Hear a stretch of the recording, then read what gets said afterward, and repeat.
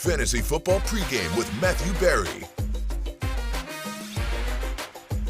Oh, here we go, the intros. Lawrence Jackson kicking us off, heading into our NBC Sports headquarters. What do you think of the fit out of the gates? Week 1, here we are. Okay. That's not a great fit. Not my best. He's better to rob a bank. Here I come. Coach Matthew Berry coming in. Yeah. Yeah, we got the Terminator. Good for Jake Nas Reed. Week 1 football is here. We're Big back, year for Nas baby. Reed. Matthew Berry standing on business, walking in. Let's spin it around the horn. Lawrence Jackson, Jay Croucher, George Savaricas, Matthew Berry, Season 4 of Fantasy Football Pregame here with you until 1 o'clock Eastern Time. Let's kick it off with the namesake. Matthew Berry, why don't we start with a toast for Season 4? You know what? We're in a bar, absolutely. You know who I'm toasting today? Jaden Daniels and Malik Neighbors. Best friends from college. Last year, both fantasy superstars as rookies. They face off today against each other. So here's to a successful year 2 to both Jaden Daniels and Malik Neighbors, both fantasy superstars. Okay. Cheers. I'm going to go in another direction. I'm going to toast to Spencer Rattler. Good luck, mate. Good luck, Spencer. That's a hard pivot. He's going to try and win his first NFL game in his 7th attempt. Good luck, Spencer. You're going to need it. Yeah. He got Kamara. That's spoken like a guy that's got a lot of money on the Saints to win that division. Not to win the division. They just got to make to make the playoffs. Sorry, Completely different. Okay, I'm sorry. This isn't Giants 2.0. Yeah, exactly. Quite. Fair enough. All right, what we got? You know, if you watch this show a lot or you see any of my social medias, you know I feel like Anthony Richardson should start. But at the same time, I ain't no hater, man.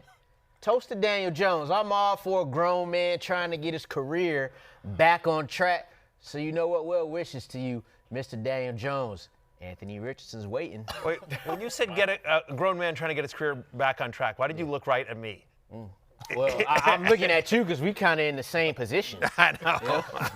We both try to get I know. I'm So, with you you. know, I'm like, hey, you feel me, right? Mine as a Bears fan, we're the offseason champs 3 years in a row. It has been just an abysmal 3-4 year run. They finally have Ben Johnson. They made the right hire in the offseason. Let's see what happens once they actually kick off and start this 2025 season. To Ben Johnson and the Bears, let's see if he can right the ship. So, wait, you said he made you don't know if you made the right choice. You haven't played one effing game yet. No, but with the offseason narrative, wouldn't you say that was the right hire for the Bears? Yeah, anyone that we don't know yet. Anyone making a Anyone hire, not Eberflus? Making a hire, right? Exactly. You had me at not Matt Eberflus, but anyway, Coach, we'll see. We'll see. A month into his Chargers tenure, Brandon Staley was the favorite for Coach of the Year. Yeah. And everyone thought that he was like the next great coach of the year. Okay, they have a warm body on the sideline, and as a Bears fan, that gives me hope. Okay. There you go. To the most important part of the show, the guys that are maybe questionable, you're making those roster decisions, and we're going to start taking a look at some of the notable names that have been on the injury report. Christian McCaffrey, this can't be the second year in a row. Practices Wednesday, limited Thursday, out Friday, but he's speaking positively, saying that he should be good to go. You're going to have a lot of trepidation watching. Is CMC actually going to be a go? Is it going to be Brian Robinson, maybe Isaac Correndo? Jaden Reed dealing with that Jones fracture on his foot. Darnell Mooney, who's in the early wave. We're going to find out at the bottom half of the hour if he's a go, has been limited all these practices leading up to week 1, and those are all the names who are out week number 1. Some notable ones, Chris Godwin was well advanced to the timeline. Didn't think he'd be able to go week 1, officially ruled out. Some of the other notable names that we see on the list. So we will continue to update you. And Matthew, what stands out to you? Well, I mean, McCaffrey's the interesting one, but Darnell Mooney, to me, the rest are sort of obvious. I'm not playing. I don't care if Jaden Reed's playing. I'm not playing him. I'm not. Cop that, Jaden Reed. I'm just. It's too dicey. It's too dicey. I don't know what this Packers wide receiver group is going to look like. I want to see how they. I think the Lions will have a good defense. I think that's going to be a very tough game for Matthew Golden, for Tucker Kraft. You got Tucker Kraft. The Tuck Wagon. Exactly. All aboard the Tuck Wagon. Tuck Daddy. Yeah, the Tuck Daddy as well. Untuck it. Yeah, we can go on all day. And so forth. And so forth. Let's all I'm stay saying is tucked. I don't want any part of Jaden Reed. I want to see it first. I'm nervous about the injury. I'm nervous about all the different mouths to feed in the Packers passing game. McCaffrey we'll talk about a whole bunch, but obviously if he's active, you're starting him. It is what it is, and I think he will try to give it a go. But to me, Darnell Mooney, Lawrence, is the interesting one off that list very quickly, just because we expect this game to be a shootout against the Buccaneers. It's a very narrow target tree. Yeah. After Drake London and Bijan Robinson in the backfield, it's Ray McCloud. And so Mooney, who was productive last year, and we know Penix loves to throw it deep, it's a risky start, but it's one with high upside. To me, that if he's active, I think that's really interesting. Yeah, for sure. Like you said, it's not there's not a long list of Falcons guys. Kyle Pitts is inconsistent at best in his career. So, hey, if it might be a little Ray McCloud. Yeah. Mooney had 992 receiving yards last year. So for a lot of people, he's big. Battling that flex, maybe a little flexual frustration for some, and see maybe if you want to roll the dice with Darnell Mooney. Why don't we get into our burning questions for week number 1? Have they updated the graphic for year 4? Yeah. That's the big question. Let's see. Am I going to be closest to the fire? No, yeah. No, you're there. You are. I'm still mad. No emotion.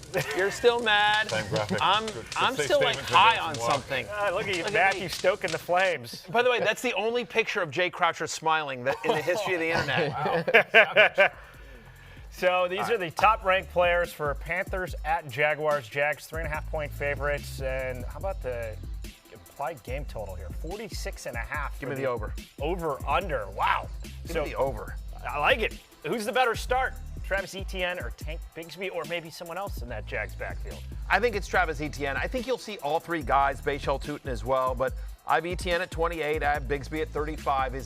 See it there, right there on your screen. Look, Etienne is more the veteran. Played 68% of the snaps with Trevor Lawrence in the preseason. This is somebody in each of his first 2 career games had over 1,400 yards, the big playability. We know this is a team that wants to sort of be pass heavy under Liam Cohen, and we'll talk about Travis Hunter here in a second. But I just think that Etienne is the better pass catcher of the running backs they have. We'll wait to see on Tutin, but I think they're both flex plays. Bigsby probably has a better shot at a touchdown, but if I'm trying to decide between which Jaguars running back to start today, give me Travis Etienne. I would say Etienne too, especially with the type of game we expect this to be. If it is that type of shootout, we know that over-under is 47.5, and Etienne, to your point, Matthew, the more explosive bat, better pass catcher. He's played more preseason snaps with the ones, so that's the guy you would be looking at here early, which is crazy because this whole offseason we thought there was a possibility that Travis Etienne might not even be here on this team right now. Yeah, I think it's interesting. DraftKings has Bigsby set at 45.5 rushing yards, Etienne at 38.5, but Etienne gets the 13.5 receiving yards prop, which kind of tips it. Bigsby not even listed as a pass catcher, so that is what gives Etienne the upside. Etienne was a first-round pick. He had some of the most explosive running back metrics in the league a couple of years ago. It's just he's dealt with injuries. Seems like he fell out of favor with the stuff a bit last year. We haven't seen him in this offense yet. The expectation in training camp from all the beat reports, though, looks like Bigsby's going to be the number 1 guy. And then in preseason, Etienne was getting the snaps with the starters. So I lean Etienne as well for now. The other thing is, I have to understand, Liam Cohen comes in here. I got no belief in this. I have no inside information on this, of what I'm about to say. I have no inside information. But I just sort of feel like you're Liam Cohen, right? And your job there, basically, number 1 is fix Trevor Lawrence. Right, that's why you've been brought in, right? See what you did.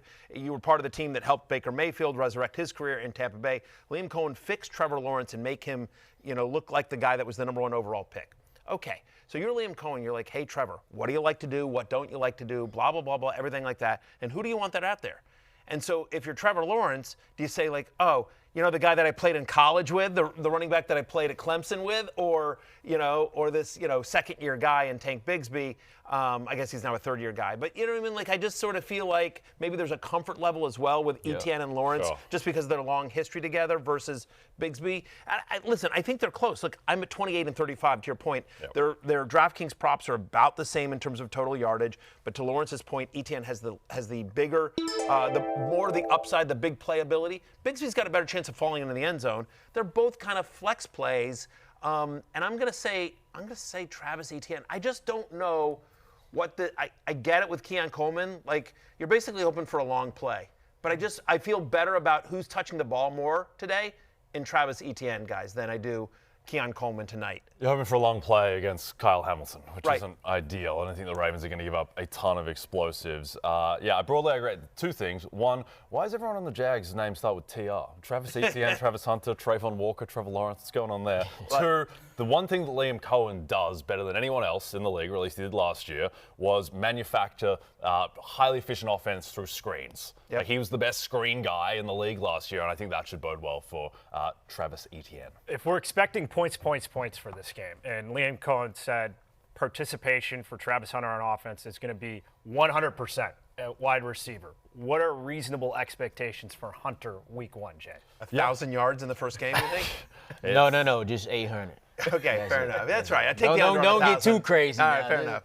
I guess the thing is, to me, it's not so much about how many yards, how many catches. I just want to say the snap count. Like, is he actually going to play 75, 80% of the snaps of their total offensive snaps? Like, his over-under's been set around 50.5 yards on DraftKings, that kind of mark, which I think is just a calculated guess. Like, week 1, we're going to see rapid adjustments. But I think Travis Hunter, like, my expectation for him would be, 5, 6 catches in the mid-50s for yards, that type of range. Then we'll see where he builds off of from that. Yeah, I actually don't even care about the snaps. What are the targets? I don't care, because that's been my argument about Travis Hunter the entire preseason, is that when he's out there, they're not going to waste snaps for this guy if he's going to be playing both sides of the ball. If he's out there, they are going to make sure he is the first or second read. He's not running wind sprints. He's not out there to block on a Travis Etienne sweep. He's not. You know what I mean? Like, he's going to be part of that offense if he's out there. And so I'm at wide receiver 28. Here, just bottom line, if you have Travis Hunter, you're starting him today. This is great news. Like, you know what I mean? Like, I think he's a wide receiver 3 with upside, which is, sort of a chalky thing to say, but I do believe that's actually what he is. The Panthers, heading into 2025, according to our friends at PFF, they are a bottom 3 secondary, the Carolina Panthers. And we know Liam Cohen wants to push the ball down the field. And again, I don't have a narrative I don't have a stat to tell you, but we've talked about this all preseason, and I just mentioned it with Lawrence and Etienne. These are human beings. They are human beings that coach these games, that play these games. They have egos and emotions. And Liam Cohen pushed all the chips in the middle. Like, he traded 2 firsts and a second to go get Travis Hunter in his first game as a head coach. Travis Hunter needs to work. Liam Cohen wants to sit up there at the press conference and not answer questions. Why didn't you get Travis Hunter the ball after you spent so much money to go get him? So much draft Win capital. or loss. And Matthew, think about how much the Bucs wide receiver duo last year ate. Godwin and Evans were both force-fed the ball. You'd think that would be a redux with the Jags and the talent they have in BTJ and Travis Hunter as well. Buccaneers were top 3 in wide receiver fantasy points last year under Liam Cohen's play calling. So I got to shout it out real quick. The Dr. Carter flexual frustration on Friday made me laugh so hard. Yeah. So playing off this. A lot of men turn to me to help them with their flexual frustration. And to help Jay's perversion with Wan'Dale Robinson and starting him in the flex. I have the sickness. Just before we move off of this game, one thing, and while we get to Let's get to the question real quick. Travis Hunter or Tony Pollard? Full PPR. Yeah. PPR. Normally I would say Pollard because of the touches here. It still probably is Pollard. Like, I don't love the matchup on the road at Denver, obviously, but just a massive amount of touches for Tony Pollard should be coming on the road in Cam Ward's first start on the road at Denver. He is a good pass catcher to the backfield. Like, they just don't like Tony Pollard likely touches the ball 20 times today. And so Travis Hunter, you're going to need, I think Pollard's probably got the better chance at a touchdown. I'm going to go with Pollard here. But I'm nervous about Pollard today just because it is on the road against what I think is the best defense in the NFL. And that's the biggest spread, isn't it? Yeah, 8.5. Yeah, a lot of survivor picks going on the Broncos. You had a final note on this game before? Yeah, I think, like, Lawrence, like, all the focus is going to be on Travis Hunter. To me, so this to me was the most interesting prop line of the week. Tirico McMillan was set at 64.5 receiving yards. That's 6 yards fewer than CeeDee Lamb was set at Thursday night. Like, I think Tirico McMillan is going to be an absolute monster in this offense. I think people just haven't quite registered that he is the clear number 1 guy for what I think is going to be a competent passing game for a solid quarterback and a bad defense. You saw it immediately once he got into preseason. Bryce Young hit him up, and we've seen Travis Hunter and Tirico and McMillan go up against each other in the past, and Tirico has gotten the best of Travis Hunter at times for whenever he gets in that corner. Anybody otherwise than Travis Hunter at corner, they're going to have some real trouble with Tirico McMillan. There's no question about that. And by the way, it's a fairly narrow target tree here. Jalen Coker is banged up. Adam Thielen's now in Minnesota, right? So it's Xavier Legette on the other side here. But, they don't have much that really scares you. So I do think T-Mac, to your point, gets a massive workload today as well as the Chubler. Yes. The Chubler Jr. Yes, the second Chubler. Don't forget about my boy Hunter Renfrow. Yeah, Hunter Renfrow. Yes. Who yes. could forget? He does qualify at wide receiver. Next like game, Hunter George. Renfrow. We like Hunter Renfrow. He's going to step in for Jalen Coker and do a little. But let's get to the next series here. We got an That's all North matchup. I'm not getting, that's Lions it. and Packers, late afternoon window. Lions, road dogs. Packers favored by 1.5, over/under. They're expecting another shootout here. 47.5. Lions have replaced both their coordinators. Give me the under, by the way, on that. You're buying under, okay? 47. I just don't see it. I think these two defenses are pretty good. Micah Parsons is going to play for the Packers, maybe not a full complement of snaps, but this is a divisional game between two teams that do not like each other. This feels No love lost. No, this feels like a typical, NFC North, back and forth. I don't know. I just don't see a shootout here, Jay. You? Yeah, I mean, these were statistically two of the 5 best defenses in the NFL last year by EPA per play, and one of them added Micah Parsons, which helps, and one of them got all its players back because the Lions didn't have any players on defense last year. Now they got Aiden Hutchinson back and a host of others. Both their matchups last year went over this total of 47.5. We'll see how things shift to kick off this season. If the situation with the Jags... In week one, real quickly, George, I'm sorry, but in week one of the NFL season, do you find, in terms of when you're setting lines, back when you were setting lines for a living, Jay, did you find that offenses or defense are more comfortable in the early going, like in terms of over-unders? I think first week of the NFL season. I think it's tough. I don't think there's like an overwhelming trend of what goes, whether overs or unders hit in week one. They're usually fairly well-priced lines, but I do think the main thing that happens with week one spreads totals is that it's just a lot more condensed and bunched together and conservative. Like if the Cardinals play the Saints like 3 months from now, that line might be 12 instead of 6.5 because everything, we're just kind of regressing to uncertainty. Like we don't know, maybe the Jags are really good and they're going to, if they played Carolina in 3 months, they'd be 6-point favorite instead of 3.5-point favorite. So it's just like everything is condensed in week one. So I do think it's interesting though that like Packers minus 1.5 over Detroit, that says that these teams are even strength, and it's just purely home field is giving the Packers that 1.5. And I don't know, like Parsons is going to be on a snap count. Jordan Love's got the thumb. It feels like that's a disaster waiting to happen with a handoff. Packers wide receivers banged up. I think the Packers might get to being better than the Lions 2 months from now, but I don't know. I'd like Detroit in this one. How about the Packers wide receiver core? If we're uncertain with the Jags backfield, anyone that you got a rookie in Golden, that's what dinged up Jaden Reed. Yeah, I mean, Romeo Dobbs. No, I don't. I mean, look, if you want a pro Romeo Dobbs stat, I mean, this is somebody who did lead the team in red zone and end zone targets in Jordan Love's first 2 seasons as a starter. But having said that, like, most players are healthy today. We're not in any bye. So I have Matthew Golden, wide receiver 29. So I'm as a top 30 play today. He's a wide receiver 3 for me. He's who I would start. This is somebody in Jordan Love who hopefully is healthy. We'll see. But, in his first 2 years as a starter, this is somebody who throws deep, right? Top 3 in the NFL in average depth of target and deep ball rate. He likes to chuck it deep, right? And the Lions did allow the 3rd most deep passes last year on yards, receptions and yards on deep passes. So I do think Golden, who can fly, I think they'll take some deep shots to Matthew Golden, but I want no part of Jaden Reed, right? He doesn't play full time. I don't understand the Packers' usage of Jaden Reed, but he has never been a full-time player with the Packers, and now he's banged up. This is somebody over his final 11 games last year was wide receiver 61. No, thank you. After that rip-roaring start. So, Matthew, it looked like you needed back support. I know, ankle support. How about ankle support? Yeah, Jesse, I get that. Jesse's clearly a regular. We love you, Jesse, as well. All right, PPR 10 team, 2 flex, Debo or Monty. I'm starting Gibbs. So does he go double on the doubles on the Lions, or does he go with our friend of the podcast, Debo Samuel? Actually, David Montgomery, also friend of the podcast. We've interviewed Monty. We have a lot of friends. That's a good one here. I think I go Deebo Samuel. I don't know that I want all of, because again, I just said I think this is an under, and I think that I don't know that both Lions running backs pay off here, Lawrence. And so if you're saying like we think one of them pays off, I'm going to say it's Gibb. I know some games last year that both guys got in the end zone in some of those high-flying games, but the games in Green Bay. It's tougher when you're going against a good defense like that. And on the road. They're not on the turf, right? They're at Lambeau.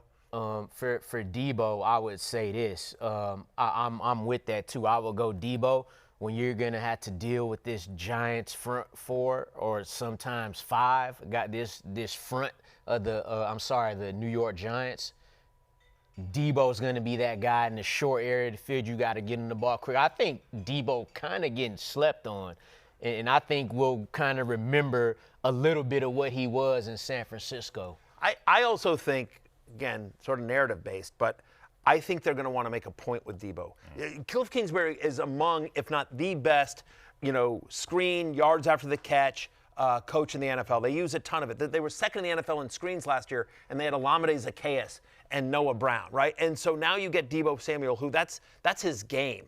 Like, he's a perfect fit for Kingsbury's offense. My guess is McLaurin is on a bit of a snap count because he missed most of training camp as well. I think they're going to want to make a point to try to get Deebo the ball and try to integrate him into this offense. Home opener, welcome to the team, that kind of thing. Carries too. Huh? They'll absolutely give him carries. I mean, you saw, we got second play of the preseason with Jaden Daniels. Boom, a reverse to Deebo Samuel. Got the countdown clock under 9 minutes until inactives are announced. That's 90 minutes before the early slate of games at 1 o'clock Eastern time. So we'll let you know what the decision is made with Darnell Mooney's, a name that we've been tracking as we head to our next game. Texans at the Rams. The Rams favored by 3.5. This one, the over-under set at 43.5. And the Chubla, 1.0. The original Chubla. Yeah, the OC.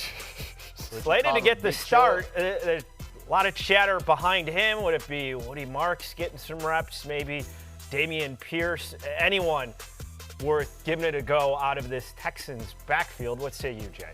Don't love it, but I think if you do want one guy, it is the original Chubler, Nick Chubb. But to give you an idea of what his statistical output might be, set at 42.5 rushing yards on DraftKings. Probably not going to get a ton of receiving work. He's plus 235 to get into the end zone, so a bit less than a 30% chance they're saying. It's not great. I think that it's okay. It's like a deep flex option, but you can probably do better than Nick Chubb in this matchup. I suspect that what they're going to do is they're going to be taking deep shots against this Rams secondary. I think this is going to be more of a Stroud-Nico game. I didn't see Dameon Pierce on that list. Where you got him ranked? Did he make the rankings this year? Yeah, I'm at running back 48. But to Jay's point, I have Nick Chubb at 33. So I'm as a running back 4, a high-end running back 4, but either a very low-end flex or a running back 4 here. You're exactly right. He's not going to catch any passes. It's a tough defense against the Rams. The Rams have a very good run defense. And so you're basically hoping Nick Chubb falls into the end zone is what you're hoping here. By the way, last year, the Rams allowed running back rushing touchdowns at the 6th lowest rate. So they're pretty good in short yardage as well. I agree with you. I think this is a C.J. Stroud, Nico Collins game as well. I want to see it first with Nick Chubb. Yeah. I want to see how this breaks out. So ideally, you are not starting Nick Chubb, the OC. This is wow. Wow. Barry's ankles bit. They own their ankles, ain't they? Created the monster. Shouldn't have pointed that out at the time. Yeah, no, it's fantastic. This is Tim Henkel. Right. Yeah, PPR like Barry's ankles all over all of them. Okay, so Ja'Cory Krosky-Merritt, Bill, Zach Charbonnet, or Nick Chubb. This one's a tough one because you've got all three guys that are questionable for amount of playing time. To me, Charbonnet is the guy that I feel the best about talent-wise. Yeah. I just don't know workload-wise. I think you have to go. I do think you probably have to go Nick Chubb here because I think he probably, of those guys, has the best chance at a touchdown. We just don't know if it's going to be 50-50 between Charbonnet and Walker or it's going to be all Walker. And I'm nervous about Ja'Cory Krosky-Merritt. I think it's a three-headed monster there in Washington. I think Eckler is probably the running back you want if you're starting a Washington running back. But just to just to give you I have Charbonnet at 34. I have Nick Chubb at 33.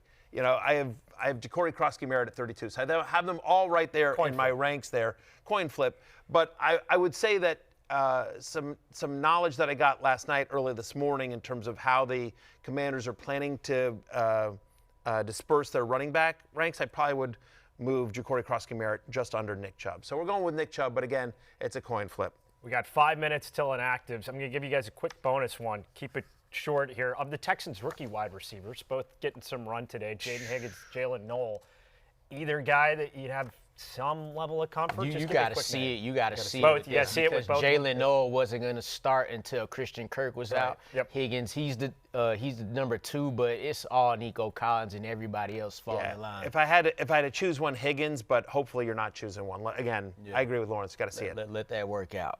We got a high game total for our final one. This is going to be good on Sunday night. The Ravens at the Bills. The Bills home dogs. Ravens favored by 1.5. The over/under at 50.5. That's a divisional round rematch. I like the under today, by the way. I don't think this Matty is a shootout. Unders. Wow, Matty Unders. Yeah. It really wasn't a shootout. Do you disagree? Do you think this is a shootout, guys? I don't. I think it's two good defenses. I think it's going to be defined by Derrick Henry running the ball a Pretty lot. much. Like the first matchup. Yes, like the 35-10 that they had last year. I don't think it's going to be 35-10 again, but I would take the under as well. So you think Derrick Henry's going to eat? How about James Cook, Lawrence, versus that tough Ravens front four? It's going to be tough, and the thing about Cook, he played against these guys twice last season. And in those 2 games, only 106 rushing yards on 26 carries. This is a guy that averages 5 yards in his career, barely 4 yards a carry against the Ravens last year. So temper you got to start him probably at least in your flex spot, but you got to temper the expectations with Cook week 1. No team last year allowed lower rushing yards per game or lower yards per carry to opposing running backs than the Baltimore Ravens. James Cook averaged under 15 touches a game. He's not involved in the passing game. Now, he was a touchdown machine, but again, it's a very good defensive line.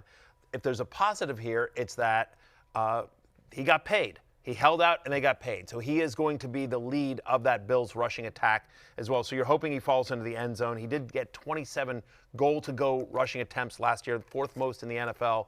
So my expectation is that he'll get a shot or two. And he could always break one, too. That's correct. He's one of those guys who could take it to the house from anywhere, so that's what you're hoping for if you have James If they have Cook. negative game script and are trailing, does that help his touch total?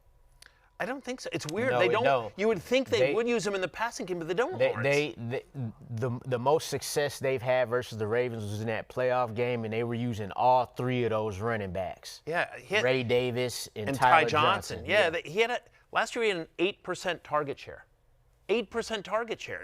He's not low. 38th among running backs. They don't use him in the pass game. It's kind of weird, but they don't. With the Bills passing game, and this is an evergreen question, do you just hold your nose and press start with any of these Bills wide receivers, or all benching him until you see something week 1? I want to see it. Khalil Shakir is dealing with an ankle injury, and then you've got Keon Coleman that we have high hopes for, right? But again, to Jay's point, he's going to be facing off against Kyle Hamilton, and Josh Palmer got paid this offseason. Very quietly, Josh Palmer got a really nice free agent deal from the Bills to come over to them, and so they have so many guys there. I kind of want to see it. I feel like this is I think the secondary of the Ravens is so strong. I think you see Dalton Kincaid and it's going to be mix and match, and you see Curtis Samuel and Khalil Shakir in the middle of the field. But I don't know.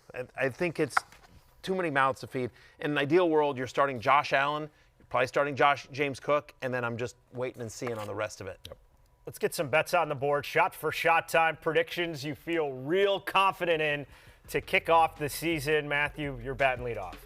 Yeah. Drake May. Where am I on? Which camera am I on? Okay, I'm on 2. All right, there we go. TV? Sorry, yeah, I'm just learning my way around the studio. Okay, I'm on 2. There we go. Thanks. All right. Drake May finishes as a top 10 quarterback coming into this season. Our friends at PFF have the Las Vegas Raiders as the worst secondary in the NFL. We know he's also going to run. I think an improved cast around him. Better offensive line, better passing game weapons, better coaching staff, and Josh McDaniels.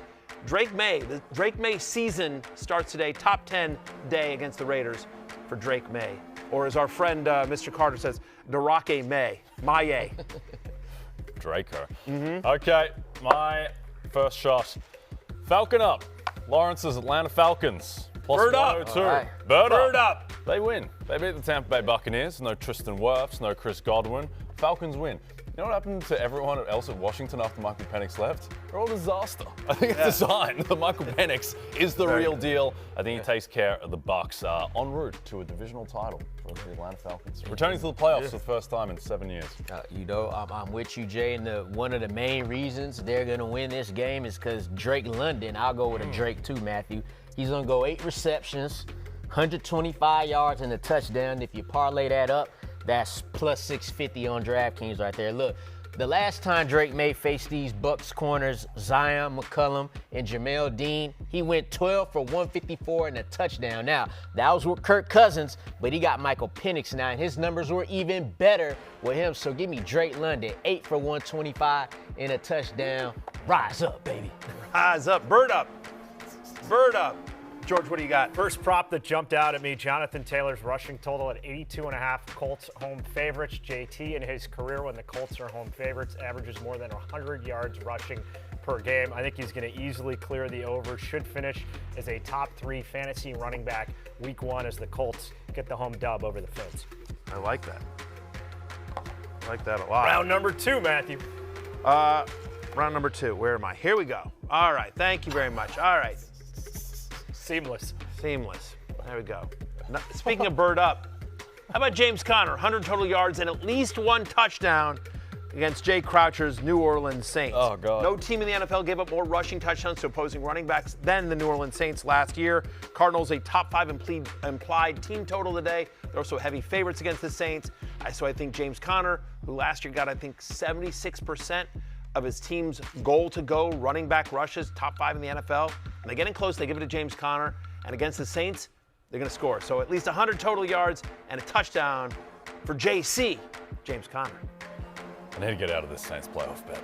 It's no good. Okay, my second shot, which I feel better about than the New Orleans Saints. Braylon Allen.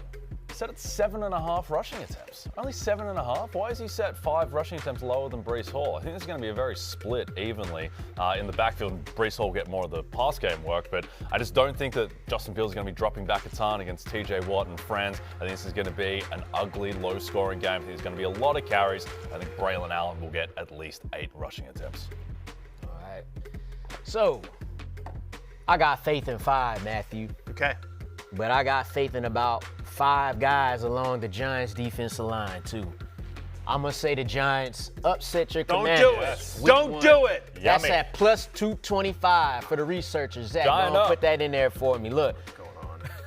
the Commanders were a bottom half run defense last year, too, so Tyrone Tracy, he could do a little something, too. But I think this is going to be a close game. Plus Money Jackson. Plus Money Jackson. Look, I've been watching a lot of Giants training camp this season, so maybe that's You're what suckered it is. in? You been suckered in? I'm all in He's on on the the Giants. sidelines for one practice, and he's all in. Exactly. One practice, no sir. I was there for Exactly. every practice. So Abdul Carter gave him a the Giants are fist pound on the way out. they're gonna win Yeah. this game, and they're watch gonna his go headset. off this season and win like 7 or 8 games. There you go. So there you go, Giants with the upset, week 1. I reckon they win the Big division. things happening for the G-men. It's outrageous. Who invited him? I'm going complete homer. Bears, money line at home, Monday Night Football, plus boy. 102. Monsters of the Midway are back, baby! Ben Johnson and the Bears get the win. It's a tough spot, though, for J.J. McCarthy, rookie quarterback on the road for the Vikes. Rookie quarterbacks last year, week 1, none of them went over 200 passing yards. They went 1-2 out of the gates in 2024. I think it's going to be a slow start for J.J. McCarthy, even though it's technically year 2 for him, but he sat out all of last season with an injury. So Bears get the win at home to kick off the Ben Johnson campaign as Bears head coach. Thanks for you. We're off Thanks, the rails. George. We're off the Yeah. rails here. Well, let me give you an actual one as opposed to these homers here. Let me give you one that's actually real, and that is Tyler Warren finishes as a top 10 fantasy tight end this week. Good matchup against the Dolphins, who last year gave up the 8th most receptions to opposing tight ends. I think he doesn't come off the field. He's going to block. He's going to be on the field quite a bit as well. This is somebody who averaged over 10 yards per target in the preseason. Daniel Jones looking for him early and often. Tyler Warren's season kicks off today, top 10 for the man with 2 first names. How is that a shot? Tyler Warren? Do you think Lamar Jackson will be a top 10 quarterback this week? Isn't might be Tyler Warren top going like five. tight end 9? What is this? It's ridiculous. All Barry. right, Talking I'll get about us back on the rails. Tyler Warren, people in Like I some said- places, Tyler Warren's going well outside, going like his tight end 14. It's crazy. Oh, you Yeah. go from 14 I had to 10. him. I had him at tight end 7. Oh, I've been well. all in on Tyler Warren for quite some time. I'm with you there. Yeah. Okay. Good one. Trevor Lawrence. So genuine. Great call. Great call by you. Make more bets about the Yeah. Saints. Do you like the Broncos to beat the Titans at home? Yeah. Okay. Trevor Lawrence, over 242.5 passing yards. T-Law, need a better nickname for him. I think we should just start calling him Trev. And I think you'll start earning that kind of one-name moniker. How about Trev? No, I don't like that. I think Trev is Trevy? good. No, Little just Trev. Trev. Just serious one name. T-Rev? Like Neymar. T-Rev.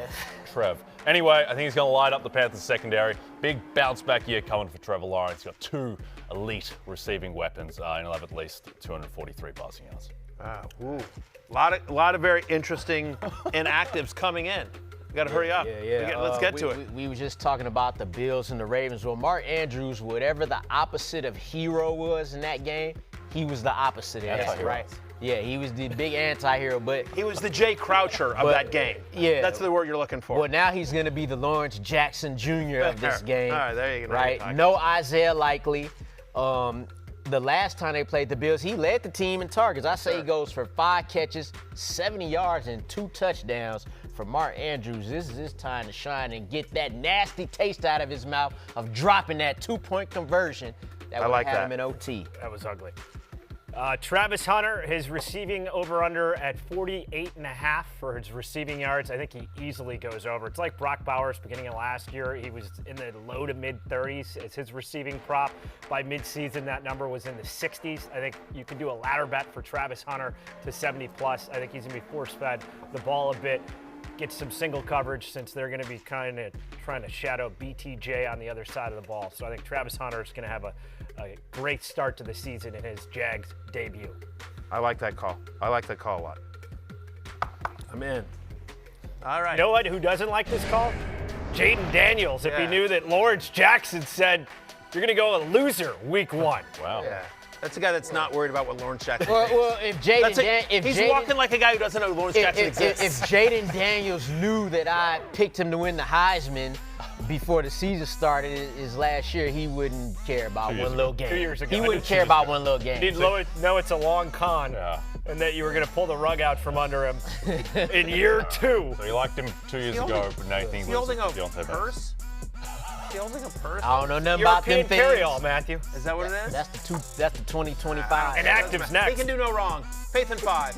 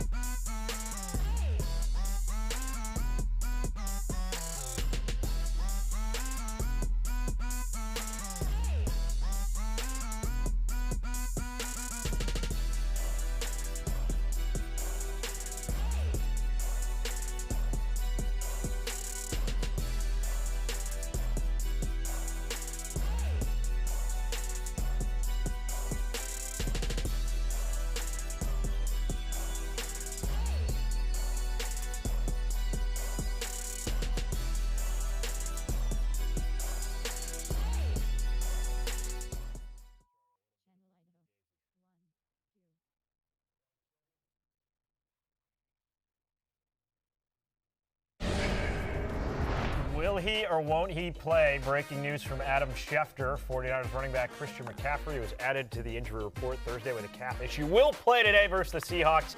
He's good to go, said one source. We'll see if Schefty is on the money with that. I'll back in Schefter. He'll play. Yes. We still have him as questionable until we officially hear from the team. Jaden Reed in the late window as well, also questionable. Darnell Mooney, who had been limited all week, is ruled out. He is inactive week 1 for the Birds. Rest of the players out. Chris Godwin, Christian Kirk, Jalen Wright for the Dolphins, Isaiah Likely out, and Darren Waller, his debut for the Dolphins, will have to wait a week. So, with the CMC news, a little different than last year, Matthew. Yeah, I mean, look, and I will say that as somebody who worked with Adam Schefter for a number of years, like he is well sourced around the league. He is very well sourced on the 49ers. So that is one that I would absolutely take to the bank. That McCaffrey will start. Hopefully he can hold up there as well. The Mooney one's interesting as well. Just if you're looking for a desperation play, Ray McCloud. Honestly. Ray McCloud is going to be the number 2 wide receiver in a game that we expect to be a shootout, and he's out there in about 1 billion leagues. All right, Justin Wilkerson got offered a trade for Chris McCaffrey. I'll be getting Bucky Irving and Travion Henderson. I'd like to hear your thoughts. That's very polite. Hashtag FF Happy Hour. That's Justin Wilkerson. I think I do this trade. I got to do that. Yeah. Redraft. It's redraft because. Right. Yeah, I'm doing that because you're getting Bucky Irving, which is. How far is he back from Christian McCaffrey at Christian McCaffrey's best? How much better fantasy-wise is he better? Not that much. Then you get Travion Henderson, 100%. Ascending talent. Yeah, I would do that deal, especially. But now that some injury questions have. But to Lawrence's point, in drafts this year, Chris McCaffrey was going as running back 3. Bucky Irving was going as running back 8 or 9. Yeah. And so you're telling me the difference between that is Travion Henderson? No, I don't think so. I said it's just you never like to give up the best player in a trade, which is what you're doing here in terms of McCaffrey. But just the value of Irving and Henderson to me is just too much to turn down. Yeah. Also, if we were drafting again today, I think McCaffrey's sliding a little bit. Sure, to, for RB5 sure. Without a doubt. Yeah. And Irving was fringe top 10 last season in rushing yards, so I think he'll only improve on that year 2. We want your questions throughout the show. Hashtag FF Pregame. Got another one from Eddie Lacy. Bill or Travis Hunter? The real Eddie Lacy. The real Eddie Lacy. He's got it. Packers throwback. Hey, great career, Eddie. Especially Remember that Alabama. 1,000-yard season. Yeah. So Bill or Travis Hunter in my flex non-PPR, and some news in that Commander's backfield. Chris Rodriguez Jr., a healthy scratch. Well, exactly. And so because Chris Rodriguez Jr. is a healthy scratch, that means Jeremy McNichols will be the 3rd running back, but he'll play some special teams. So I'm actually going to say, since it's non-PPR, I'm going to say Ja'Cory, Krosky, Merritt, Bill there as well. Because with non-PPR, I think, and with Chris Rodriguez being inactive, give me Ja'Cory, Krosky, Merritt. What do you think? And to the earlier question where we had to choose between Bill Charbonnet and Nick Chubb, I think the Rodriguez move tips us down to Bill. So hopefully that person who asked that question still watching. Yeah. It seems like the default week 1 is volume-based until you see it. You got to go 100%. with who's going to get more touches out of the gates to de-risk it. If Eddie Lacy, and I'm positive, by the way, it's the real Eddie Lacy. It is. If Eddie Lacy were playing in a PPR league, I would choose Hunter here. But with non-PPR, I'm going to go with Ja'Cory Krosky Merritt. I don't know. It's a close one, Lawrence. It's close. I probably slightly lean. You want to take Hunter? I am taking Hunter because better player. Yeah, that's fair. It's better player, higher draft capital for sure. Yeah. I like that the former running back's playing non-PPR. Right on brand. Exactly. Right. That's what really made me think it's really him. That was confirmation that it's definitely the real Eddie Lacy. For sure. Got to be. Top waiver ads. These are players available in over 40% of leagues. Not many weeks throughout this season that Jerome Ford is going to be in the periphery of a top 20 running back, but a pretty juicy matchup here for the Browns, Matthew. This is a team that was, bottom 12 in run defense last year in terms of the Cincinnati Bengals. And Quinshon Judkins has signed, but he's not playing today.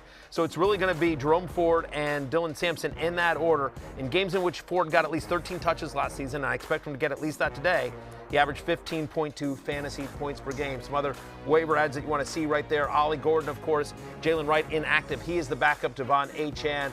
Woody Marks we're going to talk about later in the show, but he's going to be the third down back and the most explosive person in that Texans backfield. Sampson, of course, part of the Browns, and then Trey Benson should get an increased workload in a big win against the Saints. That part of the show where we cruise out over to Club Set, always open, one in, one out. How you feeling about Cedric Tillman, Lawrence? Decent, but it's more like a long shot play because you got Jerry Jeudy there. We know when Club Set didn't have Club Jeudy alongside him, he was putting up wide receiver 2 numbers. That's not the case now. I don't know that we expect the Bengals defense to be better, but we do expect Joe Flacco to be throwing that football, but it's probably behind Jerry Jeudy and David Njoku. Yeah, but I think I think there's a chance that comeback player of the year, Joe Flacco's official name, throws this ball at least 40 times. I like Club said, you know that he's always open as well. Xavier Legette, as we talked about, other than Hunter Renfrow, my boy, with Jalen Coker out, it's literally going to be T-Mac and Xavier Legette in what should be a shootout. Adam Thielen should get some run on the road at Georgia's Bears. And how about Marvin Mims, who's running with the ones this year against Colorado? Obviously, Courtland Sutton's going to get a decent amount of defensive attention. So Marvin Mims, I think, is interesting this year and specifically today. Some quarterback and tight end streamers, George. Yeah, been a slow burn for Marvin Mims to run with the ones. Last year, Bryce Young fell completely flat on his face week 1 against the Saints. This year at Jacksonville, is it going to be more of the same, or is it going to be a new look Bryce Young in year 3, Jay? I think that Bryce Young is going to largely replicate what he did over the back half of last year. I think people may be a little bit carried away. Like Bryce Young, he was a solid, good quarterback. I don't think he's going to be a superstar. I think of him as Alex Smith in KC, that type of player, could move around, give you a bit on the ground, and it is a very favorable matchup. I think the Jags defense will be better than it was last year just because it can't be any worse, and defense regresses a bit more to the mean. But yeah, I think Bryce Young, very viable QB2 today. Lawrence, these two guys neck and neck, Strange and Okonkwo, 15 and 16. If you had to go coin toss here, who would you rather start if you're in a pinch? Probably Britton Strange, just because of what the nature of the game we expect it to be. So I would go with Britton Strange. Now you gotta, obviously, you're behind BTJ, you're behind Travis Hunter, and potentially Travis Etienne. But we saw Britton Strange last year save some fantasy weeks simply just by catching a touchdown in the red zone. So I will go with him. For all you sickos in those deep 14, 16, even some 20-team leagues, here are the picks if you want to take a flyer. Guys available in over 80% of leagues. You're leaning on a rookie, Matthew. Woody Marks, I think he's the most, I've talked about him before, right? He's, to me, the most explosive running back in that Texans backfield as well. Worth noting the Rams allowed the second highest catch rate to running backs last season in a game in which we don't think Chubb's going to be able to run very much. I think it's going to be a C.J. Stroud game. And the pass catching back is Woody Marks in that Texans backfield. Why Kate Otten? I just think that with Godwin out and Ibuka, who we all love, but is a rookie, first game, some uncertainty there. I think it's going to be a shootout. I think the Bucs are going to need to throw the ball to keep pace with my Atlanta Falcons. And Kate Otten, we saw what he did last year when Godwin was out, so I think he's going to be viable. I wouldn't be shocked if Kate Otten has a 5 for 40 with a reasonable chance of a touchdown. Yeah, for me, Malik Washington, no Tyreek Hill in the preseason, very little Jalen Waddle. So that gave Tua a chance to build a lot of rapport with Malik Washington, and he did something with that opportunity and easily won that wide receiver 3 job. So if we're talking about going against this Colts team in a game where it's 47.5, we know how the Dolphins offense operates. So Malik Washington, definitely a long shot play for me. And Romeo Doubs, we saw that he's available in over 60% of leagues. He's actually on Yahoo available in 85% of leagues. He's gone from 32 receiving yards per game his rookie year to 39 year 2 to 46 year 3. I think he makes another jump year 4. From Jessica, ETN or Club Set in the flex full PPR? You know, I love Club Said, but I'm going to go ETN here. Just more guaranteed touches, and I think both games actually should be fantasy friendly, but we love that Jacksonville-Carolina game. I'm going to go ETN. Agreed. Yep. From our friends at DraftKings, it is Proper Shot time here on Fantasy Football Pregame. These odds all in DraftKings Sportsbook. Football here. Oh, this one a little bit deflate gate right here. I think we should track completion percentage this year. So, Lawrence, you want to? Here we go. Let me see. Give it a a go. little Tom Brady deflate gate, right? Oh man. Goodness. Oh, my God. Dude, there goes the neighborhood. Well, you killed Patrick Mahomes. All right. Oh, boy. Brutal. Matthew? Sure. You know me, I always like to Stand up. I always like to stand Get up. your ankles right into it. Get those ankles into it. Good throw. Wow. Brutal. Off to a bad start. It's Shot first game. We didn't play in the preseason. As you know, we're getting our Offense a little rusty. We're the Bengals. We're the Bengals. Jay, MHJ. Yeah. Receiving yards at 60.5 for the Cardinals. Gonna go under here. I think MHJ is gonna have a good season, but a little worried. Kyler Murray under the weather, not ideal. And also I think that my Saints may lose this one and not have a throw script. So I think this is gonna be a game defined by the Cardinals on the ground. Ooh, healthy dose of James Conner. Lawrence, DK Metcalf suiting up for the black and gold for the Steelers week 1. Reception number at 4.5. I'm actually going to go over. This is why. Who are the other receivers? Roman Wilson, Calvin Austin, Scotty Miller. Aaron Rodgers is all about trust. That's the guy he trusts most right now. So I'm going to say over. He'll get 5. Big name rookie, Ashton Genty for the Raiders. His rushing yards at 72.5. It's a pretty healthy number, Matthew. It is, and yet I'm taking over. Listen, 13 different running backs last year went over this number against the New England Patriots. Genty's over-under for rush attempts is 16.5. So you're telling me if Ashton Genty is getting 16 to 17 rushing attempts, by the way, rainy in New England, which I think will favor Genty. I think they're going to want to run the ball more as well. So, yeah, I think Genty just on pure volume, it may not be the most efficient day, but on pure volume, give me the over on 72.5 Ashton Genty rushing yards today. Lawrence, a big believer in Daniel Jones. So, Jay, you have his passing. I ain't say all that. I'm joking. You're toast. I just like shout out. But hey, good luck, man. Passing and receiving, and that was tongue-in-cheek, Lawrence, at 243.5. Yeah, well, this will devastate Lawrence Jackson, but I'm going to take the under on Danny. Danny Dimes don't like the pass rush. And the Dolphins, despite being very banged up in the secondary, they do have one of the best defensive lines in football. They healthy now. Yeah, Jalen Phillips back, Bradley Chubb back. Chubb Robinson's one of the most underrated players in football. He's an absolute monster his rookie season, so I think the Colts will lean more on the run and keep Danny Dimes away from the pass rush. For the Seahawks, Kenneth Walker, this is a combined total, rushing and receiving, Lawrence, 80.5. Yeah, and this number went down too from 81.5. I'm gonna go under. The last time he did this was week 9, and it was on a 28-touch day where he had only 107 yards from scrimmage. That's 3.8 yards per touch. I don't know that he's getting 25 touches today with Zach Charbonnet, so I'm gonna go under on this one. We got 2023 comeback player of the year, Joe Flacco, slinging it for the Browns. So with David Njoku, the recipient there, receiving yards, Matthew, 48.5. My brother from another mother, David Njoku, we are mirror image. If you ever meet, I can't tell you how many times people have said, like, Mr. Njoku, I'm such a big fan. And I'm like, no, I'm merely Matthew Berry. But one thing is certain, Joe Flacco, comeback player of the year, Joe Flacco, certainly knows what David Njoku looks like. 5 career games with Joe Flacco, averaging 78 receiving yards.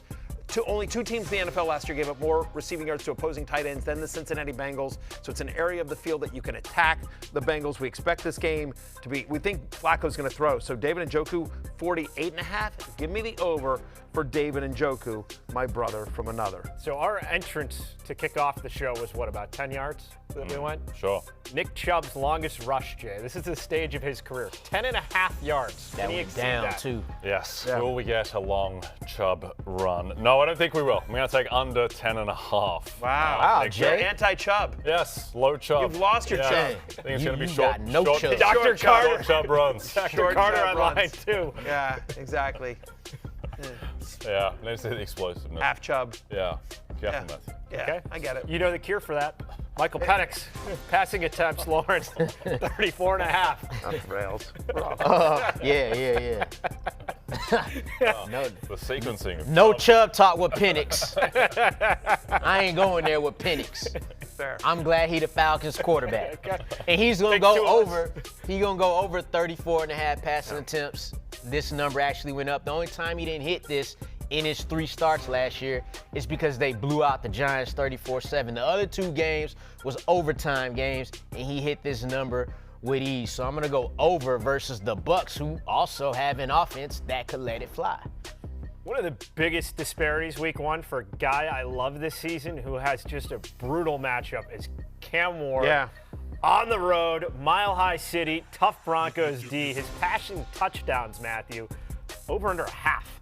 Yes. Do we think Cam Ward on the road at Denver in his first start throws a touchdown pass? And I'm going to say no. Give me the under on half a touchdown for Cam Ward. Last season, none of the rookie quarterbacks that started week 1, right? Caleb Johnson, Bo Nix, Jaden Daniels, all of whom turned out, well, Caleb's jury's still out. But look, Nix and Jaden Daniels had awesome years last year. None of them threw a touchdown their first week. Watch him run one in. Yeah, I could Watch see him running one in, but this is passing touchdowns. Broncos gave up passing touchdowns at the 5th lowest rate last year. Calvin Ridley is going to be smothered by Pat Surtain. So it's just like, if Cam Ward is throwing a touchdown pass, who's it going to? I just give me the under on half a touchdown. Definitely for Cam not Ward. Nick Westbrook-Akine. Right, no. Not him. He's not on the team anymore. Exactly. Well, Cam Ward last year averaged more than 7 yards per scramble. Wasn't known as a runner, but when he did, very effective. I could see that. I could see him scrambling in for Miami. one. Yeah, right. You got Chubb Street on lockdown here, Jay. Chuba Hubbard. He lives on Chubb Street. You do that on purpose, too. You like Jay like that. Yeah. Matthew, Jay Chubb. it's a lifestyle, really. Rushing and receiving over under 73.5. I mean, it's a lot. Chubby lifestyle. So ridiculous that producer Steven's giving me all the Chubb props. We have Bradley Chubb tackles prop coming up. What's going on here? Pretty much. It's behind door number You want 3. that. Yeah. All right. So junior Chubbler, secondary Chubbler, son of Chubbler. Yeah. Son of Chubbler, Chuba Hubbard, scrimmage yards. He's going to take under 73.5. I think this is going to be more Bryce Young throwing to his receivers or really throwing to Tirico and McMillan. And we'll see what this new Carolina backfield looks like. Some uncertainty there, so I'm not sure if there's going to be a juicy workload for the secondary Chubbler in week 1. There had only been juicy workloads last year for Derrick Henry. This number seems low to me, but maybe I'm crazy, Lawrence. 17.5 rush attempts. It's not low because he went below this in that playoff game versus the Bills. I'm going to say over because they better do that. Because he had less than this number in 4 of the 6 Ravens losses that we said. That tells you when he carries the ball, they win games. So I'm going to go over for King Henry. We got to bring this portion of the show to a close, of course, with Jaden Daniels. Passing yards, 218.5. What do you got, Matthew? Do you think I'm taking an under on Jay? How long have you guys known me? Like, why are we even doing this? I'm taking the over. Look, I do think that the Commanders will struggle to run. The Giants have a very good defensive line, a very good, strong front there, and with Eckler being more of a pass catcher, again, we'll see some Ja'Cory Krosky merit, especially with Chris Rodriguez inactive. But I think this goes through the air. So 218.5. Give me Jaden Daniels. I think the way to attack the Giants is in that secondary. Gentle reminder, DraftKings is the official daily fantasy partner of the NFL, and now all Pick 6 customers can play free for a share of DraftKings' biggest bag ever. Hit all 6 picks for your cut of $1 million or more. Just download the Pick 6 app. Use promo code FFHH when you sign up. Ride the upside with Pick 6. Or Jaden Daniels. Always a little friendly competition between the two LSU boys. Matthew, you gave him a toast at the top of the show. They are best friends. They, obviously very close from being at LSU. Our rankings on the other side of the short break. It is week 1 of Fantasy Football Pregame.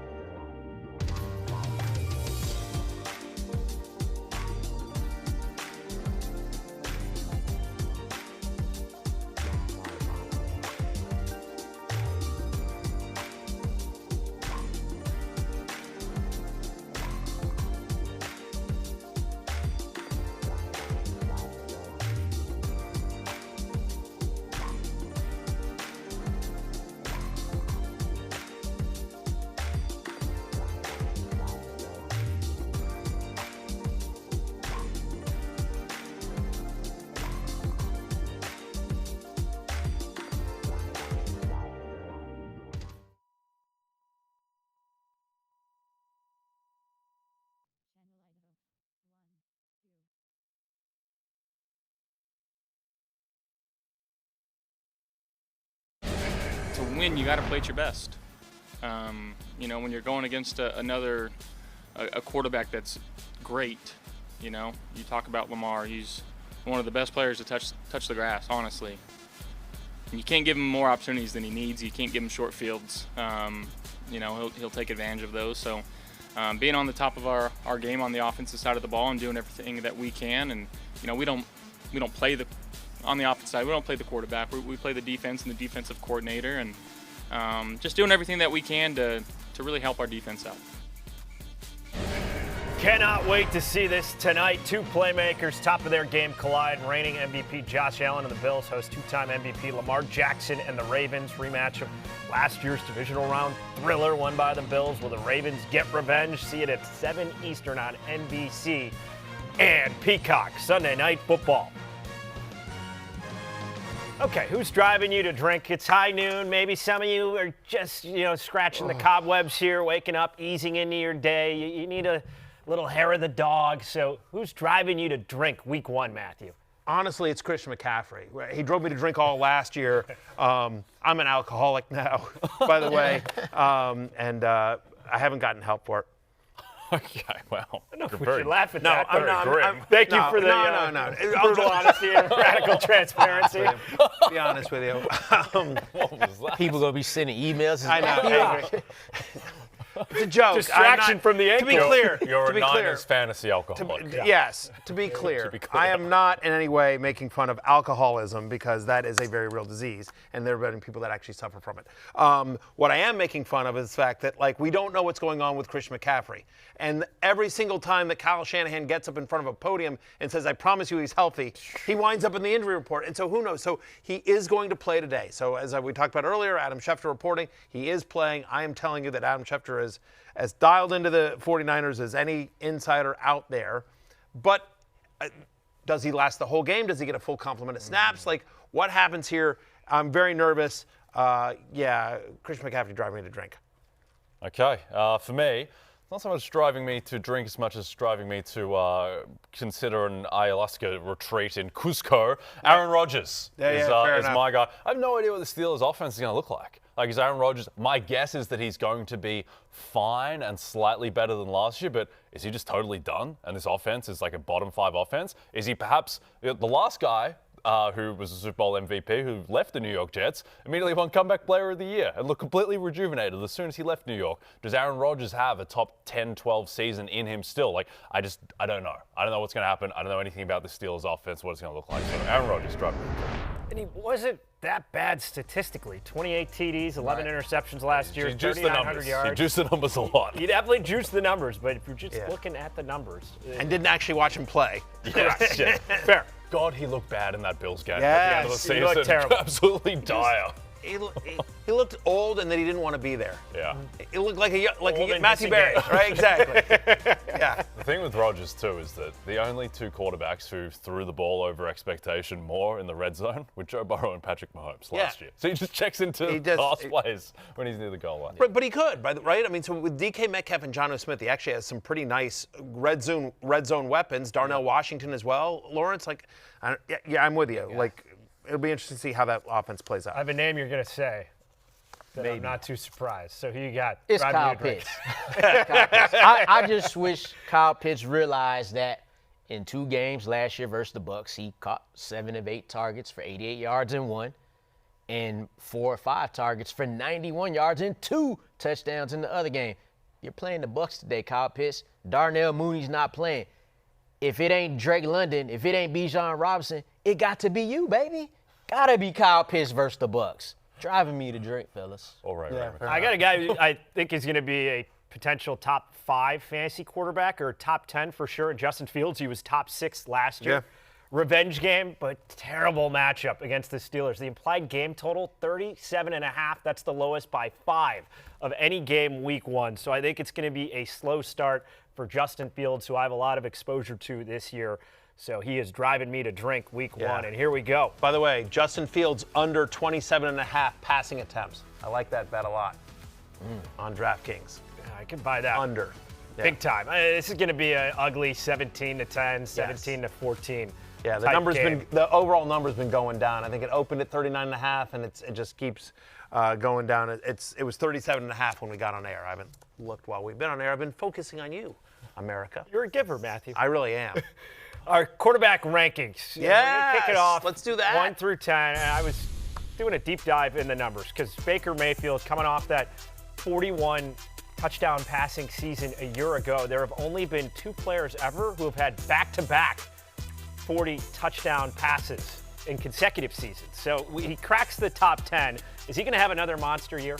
I think so, and I think he's certainly going to have a monster day. You see it right there on your screen. He's my top 5, my number 5 quarterback this week. 2 matches with Atlanta last year, almost 23 fantasy points, 6 touchdowns. Last season, Lawrence's Atlanta Falcons allowed touchdowns at the 2nd highest rate in the NFL, Lawrence. I don't know what's going on with your Falcons, but they give it up. They give it up, and so I do think Evans, Emeka Egbuka, Cade Otton, and Baker Mayfield have a big game here against the Falcons. I think this is going to be one of the more fun games of the afternoon. Yeah. What's the breakdown for Joe Burrow? Joe Burrow, your quarterback 4 for this week, Matthew, and for good reason. The thing is, the past 2 week ones, he's been far from a top 5 quarterback in fantasy. In his past 2 week ones, he has a combined 246 passing yards, 0 touchdowns. His last week 1 touchdown pass was in 2022 where he threw 2. That's But crazy. he also threw 4 picks that day. However, they got that preseason work this year. So I think they about to light it up. Joe Burrow's coming to past seasons coming off injuries. That's not the case this year. This year they got going into preseason. I think he changes the tide, and the Bengals as a whole change their whole narrative of week 1 slow starts. And with their defense, they're going to be forced to. I think out of the gates, it seems like it's going to be the same narrative as last year, where it's the offense trying to win shootouts week after week. Jay, I think you said this in the preseason at one point. Like, Joe Burrow has a legit chance to throw 50 touchdowns this year. Yeah, no one's done it since Mahomes in that first MVP year in 2018. He might have to. He might have to throw 50 touchdowns. Yeah, it's Trey Hendrickson and Hope on the other side of the ball. Pray for rain and people it slipping. really is. It really is. Let's work our way down to 11 through 20. We hit on Bryce Young a little bit, but Matthew, your 2 cents on this matchup at Jacksonville. Yeah, we've talked about this game a little bit. I think this game is a sneaky shootout. I like the over in this game, which is 45.5 at the moment. Give me the over here. Bryce Young, over his final 7 starts last year, was the 8th best quarterback in fantasy football. Jags allowed the 3rd most fantasy points to quarterbacks last year. Bryce Young gets you a little bit more points with your legs than you think he does as well. We've talked about, we like the addition of Tirico and McMillan. Our friend Xavier Legette is there as well. I don't think the Jaguars have done much to improve their defense. Travis Hunter's going to play very limited snaps on that side of the ball. I do think Bryce Young is a very viable QB2 this week. Yeah, definitely. He was a top 12 quarterback the last 8 weeks of last year, so no short stretch there with him. Over to the running back ranks, and we've had a lot of talk on the show as we go 1 through 10. These are all the big names that you're going to expect to start week in and week out, so no surprise. Bijan, number 1, Jahmyr Gibbs, 2, Jonathan Taylor, who I said is going to hit the over, 1, 2, 3. Devon Achane had been nicked up a bit during training camp. He's all systems go for that matchup at the Colts. You got King Henry, Josh Jacobs rounding out 9 through 10. So Christian McCaffrey, a go according to Adam Schefter, so you can confidently start him. We will wait till later in the day until the 49ers officially release that news, but it seems like he is trending to suit up week 1. So 11 through 20, the name that you say is unsexy but wins fantasy championships. James Conner clocking in, Matthew, at number 12. Yeah, we've talked about him a few times during the week and in this show as well. But last year, running backs that saw at least 15 touches against Jay's New Orleans Saints averaged over 21 fantasy points per game. His over-under for scrimmage yards in this game is 94.5. I said in my shot for shot, I say he gets to 100 and at least 1 touchdown. The Cardinals, the 3rd biggest favorite in week 1. And so on the road, as a big favorite against a team that can't stop the run, give me all the James Conner today. Yep, a bit further down the list, Kenneth Walker, the Sure. 3rd, KW3. He is set at 62.5 rushing yards on DraftKings, and Charbonnet set at 29.5. So DraftKings thinks this is like a, basically 2/3 of the carries are going to Kenneth Walker, which we'll see. I don't know. I don't think anyone really knows. I would guess it's going to be more like 55-45 than that kind of 70-30 split, but we'll see. That's one of the more intriguing storylines, I think, today, because Kenneth Walker was banged up throughout camp, and Charbonnet was awesome in camp. He looked great this entire preseason. He's always produced when he's gotten an opportunity. And so it's just, what is Clint Kubiak, a new offensive coordinator who comes into this situation with no preconceived notions and just sitting around like, one guy's in the tub and one guy's out there crushing a preseason. Yeah. I do think Shaq Charbonnet has earned a larger role. We'll see if it plays out, but I feel like he's earned a larger role in this offense. Yeah, all of what you said is why I took the under on his 81.5 total. Rushing and receiving. So because Kenneth Walker, we just don't know what it's going to be there. Did we decide on KW3 or K9? This is his nickname. I can't remember. I always think it's KW3, but K9's not bad either. There's a lot of numbers going on. We'll put up a poll. Maybe we can vote on it. There you go.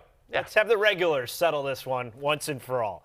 21 through 30, and we got a guy who's just outside the top 20, Jerome Ford, who we touched on a bit, why it's going to be a good start to the season for Jerome Ford based on volume and the matchup with the Bengals defense. Yeah, Quinshon Judkins has signed, but he's not going to play. By the way, worth seeing if he's available in your league and just picking up and grabbing him, stashing him before the games start. But I do expect Jerome Ford to be the lead of this offense in a game that has the second highest over-under total in week one. He's going to be the lead back. You'll see some Dylan Sampson, but in games last year, I gave the stat earlier, in games last year in which Jerome Ford got at least 13 touches, and I bet you he gets at least 13 today, he averaged over 15 fantasy points per game. It's worth noting, Lawrence, that the Bengals allow the third highest catch rate to opposing running backs in 2024. So Ford, who is clearly the third down back and part of this passing attack, has a really nice matchup against Cincinnati. Yeah, like that one. I'm going to go to another guy, J.K. Dobbins. The Broncos drafted R.J. Harvey. We all love rookies in fantasy. We're always quick to jump the gun, but people forget that J.K. Dobbins was running back 16 in fantasy points per game for the first 12 weeks before he got hurt. He gets hurt, misses 3 games, comes back, and in the final 2 games has 4 rushing touchdowns. This is why Sean Payton brought him in, because he saw that. Like, he saw he was past the injuries. He'll be their starting back. He'll be their lead back for this week and probably at least the short-term future. Let's get to this question on YouTube. Khalil Shakir, DJ Moore, or Jerome Ford for Flex PPR League? E92 Nerd.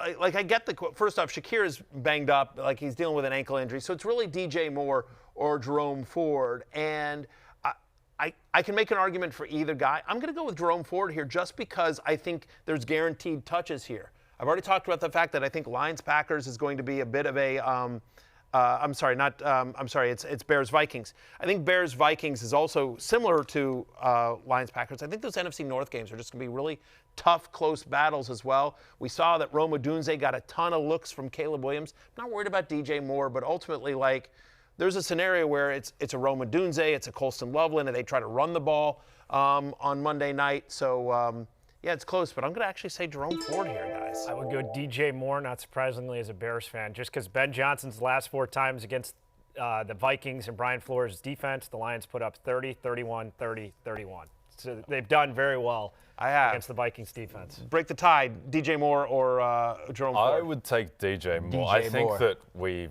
kind of forgotten how good DJ Moore is. DJ Moore has 4 different 1,100-plus receiving yards seasons. That's not easy to do. I think he's just been crueled by quarterback play and offensive systems. This is the best situation DJ Moore's been in his career. 100%. From Dollar X, pick one to sit. J.K. Dobbins, Chris Olave, or Calvin Ridley. You know what? I'm going to go, again, slightly off here, but I'm going to sit Calvin Ridley. I'm nervous about this Pat Surtain cover. I think J.K. Dobbins has a very good chance of getting into the end zone. Denver is a home favorite, significant one. And I think Olave, currently healthy, in good game script. Now, Spencer Rattler's got to get him the ball somehow, but there's a little bit of, effort. He's down there somewhere to Spencer Rattler's game, and Olave's going to – so I'm going to sit Calvin Ridley. Yep. As much as I love Ridley for the year. I mean, that's going to be a great connection, but I'm 100% with you. I mean, you heard me earlier in the show. I took the under on Cam Ward passing touchdowns. So if we're already saying Ridley's not getting a receiving touchdown, then I would play Olave here. I would go Olave. So you have to sit one. It's the question was sit one of the. I would sit Calvin Ridley, play Olave. And Dobbins. Yeah, Dobbins the easy one to play for me. Oh, yeah. You're going to allow this Ridley slander to stand? No. I have nothing. Yeah, but no, I have nothing to Calvin Ridley. but no real slander. I'm just telling you. Yeah. Yeah, it's just first game, Cam Ward. If it was probably any other team besides the Broncos or maybe the Ravens or something, you probably would say Ridley. Yeah, I'm just glad you guys are hopping on the Saints bandwagon with me. There's plenty of room. Plenty of room. I'm actually with you on the Saints. Yeah. Oh, playoffs. Yeah. There you go. Grabbing shotgun. Plus Wide 900, receiver. still available. Wide receiver ranks. These are the no doubt, no-brainers, 1 through 10. Jamar Chase at the top of the stack at number 1. Malik Neighbors up to number 2. How about Nico Collins at 4, especially Christian Kirk out? There's some injuries. You think it's going to be just a lot of Nico Collins at the Rams as he's top 4. Let's get to 11 through 20 where things get interesting. You have Tet McMillan at 14. Is there even anyone else in that Panthers wide receiver course fantasy viable, Matthew, or is this just all in on Tet McMillan? I think it's all in on Tet McMillan. Look, is there a chance that Xavier Legette or Lawrence's guy Hunter Renfrew gets get some love? Sure, but in terms of who you feel comfortable starting, I think it's Team Mac. Jacksonville allowed the 3rd most yards to wide receivers last season, the 4th most fantasy points here. Massive target share coming for Tedero and McMillan. We saw it in the preseason. It's a game in which I don't think they'll be able to stop Jacksonville, so they're going to have to throw. We like Bryce Young here as well. So, I mean, McMillan had a 50% target share from Bryce Young in the preseason, 50%. And they're going to be throwing. So, yeah, I have him as a top 15 play today. Yep, another interesting guy on the list. I think he's ranked appropriately, but Jackson Smith and Jigba, who Matthew has 12th. I think he is being it's going to be very interesting just to see what this offense looks like with Clint Kubiak. I brought up Kenneth Walker before. I'm just fascinated to see how much of last year's start with the Saints, those first 2 games before everyone got hurt, how much of that was real and how much can he scheme just running back efficiency with his yards before contact? How much does the play action game help JSN off of that? I think this offense might be better than people expect. And I think that you don't like this? No, I do. Hard to replicate scoring your first 15 possessions to kick off do the that. season. Yeah. They looked, you were saying Super Bowl contender. I mean, people were buying it. They were 2-0. That win at the Cowboys when they blew them out. They looked great those first 2 weeks. The rest of the season, not so much. Carl Raines, non-PPR flex. Aaron Jones or Tet McMillan, thanks. #FF pregame. Yeah, it's Tet McMillan here.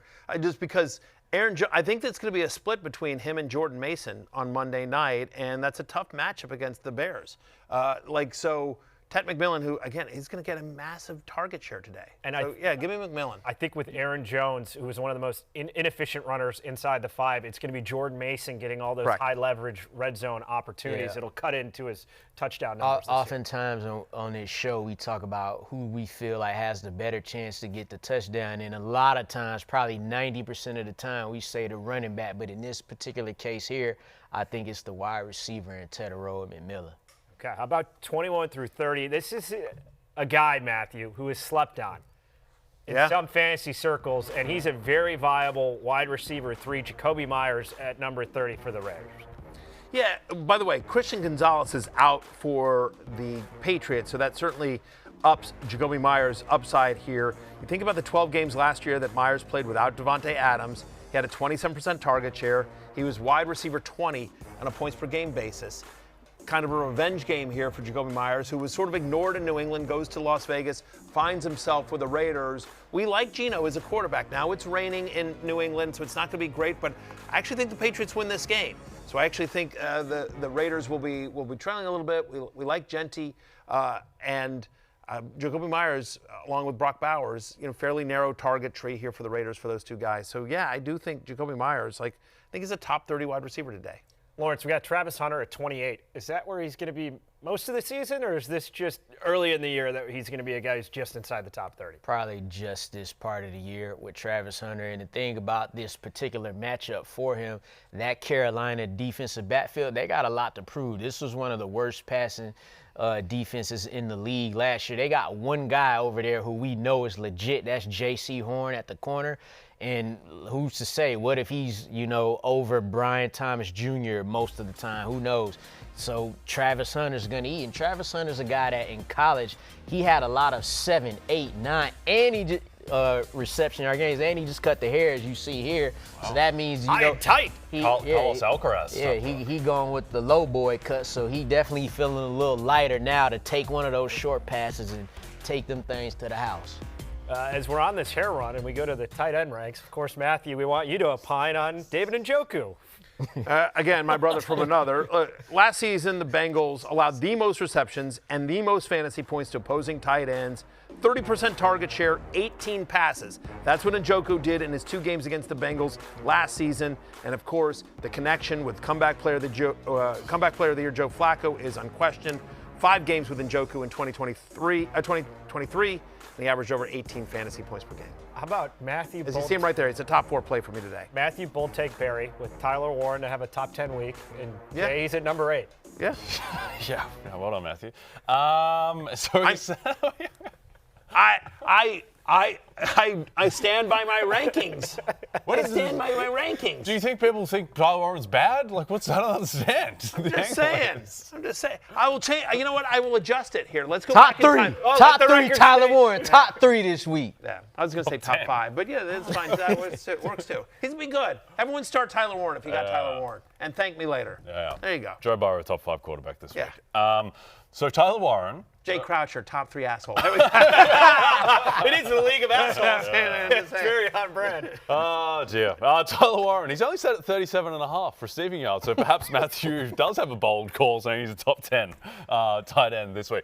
I think that's a little low. I think 37.5. I actually think that Tyler Warren will be a top 10 tight end in fantasy this week, so I think he'll go over. Drinking the Kool-Aid as well. Yeah, there you go. Thank you. It just doesn't take much to get to 38 receiving yards in this economy. Mucky game in New England as we're digging into 11 through 20. How will that impact Hunter Henry in his week 1 for the Pats? I kind of like Hunter Henry this week. I'm a tight end 11, as you see it right there, so it's a top 12 guy. Last year, he got twice as many red zone and end zone targets from Drake May as any other player. There's a connection there, and we know Josh McDaniels loves to use his tight end. Hunter Henry's best season in his career fantasy-wise came with Josh McDaniels as his offensive coordinator. Last year, a 21% target share for Hunter Henry from Drake May. Yeah, give me some Hunter Henry today. All right, we got a new bit here on the show, sticking with the tailgate theme week 1 as we're getting ready to kick off at 1 o'clock Eastern time. You've all been to a tailgate. You've all played Flip Cup. We're going to unveil let's do this. Anytime touchdown parlay from DraftKings. So are we standing up? Yep. All right. Got to. You play Flip Cup seated? Play this sitting down. You're that old? When I go to the old folks' home, yes. we play Flip Cup. Okay, so based on order, we're going to be able to announce our picks. So, Lawrence. What? Don't you do it like me and Lawrence are doing? No, you actually flip the cup. No, you flip it so it lands like go that. like that. Yeah. This is off to a rip-roaring start. These guys have never played Flip Cup. Differently in Australia. I don't know about so this. On the count of 3, go. All right. Mine's down. There we go. I'm 2. Matthew 3. I already did it. I thought we had to land it up top, though. So I kept on doing it. 4. Never played Flip Cup. Right I think I actually won. America, Champagne J. America, Nah, really I think we had it the right way. We had it the right way. You guys had the it the worst right way. Flip Cup in the history. How bad was that, man? That was brutal. That was so awful. Talking about? My college kids, I have one kid that's a junior in college, and I have two sons that have gone through. I've played a lot of Flip Cup. I've played my whole life doing it like this, and then you flip it up so it goes like that. No, you do it like that. You do it like that. Listen. That's. We're surrounded by imbeciles. Listen, you guys are of an older generation than Thank you. Tonight. All right, so I'm first, Lawrence second, Matthew third. Hey, Gemma 89, Jay is so washed. So washed. There we go. Nah. I have college-age kids. Jay has 5-year-olds. So they just, the Flip Cup game in kindergarten is not good. College. Yeah. I'm the youngest of the table. Knows how to play the game. No, you know what it is? I just figured it out. Jay went to college in Australia. They do things backwards. Remember, it's like the whole thing. Southern Hemisphere. Right, exactly. That's what it is. Now it all makes sense. All right, let's announce our picks. That was brutal. Thank Got you. one more. This is the worst shot of flip cup, and Jay not knowing I'm crying. Taj, I'm so with you. That was the maybe worst. I'm All tripping. we can do is apologize, and we'll do better. It's week one. We're gonna watch the tape. Just so we clear, I'm with Jay. Just so we clear. thank you. Oh my Thank God. you. Just so we clear. You're both Lawrence, idiots. Okay, I got Josh Jacobs Wow. for my pick for the touchdown Morons. parlay. Over to you, Lawrence. I'm going to go Tyreek Hill. He scored a touchdown in 4 of his last 5 week ones, including the last 2 straight. All right. I'm going with James Conner. Again, we've talked about it. No team in the NFL gave up more rushing touchdowns to running backs last year than the New Orleans Saints. They're heavy favorites. James Conner gets the workload at the goal line. Give me James Conner.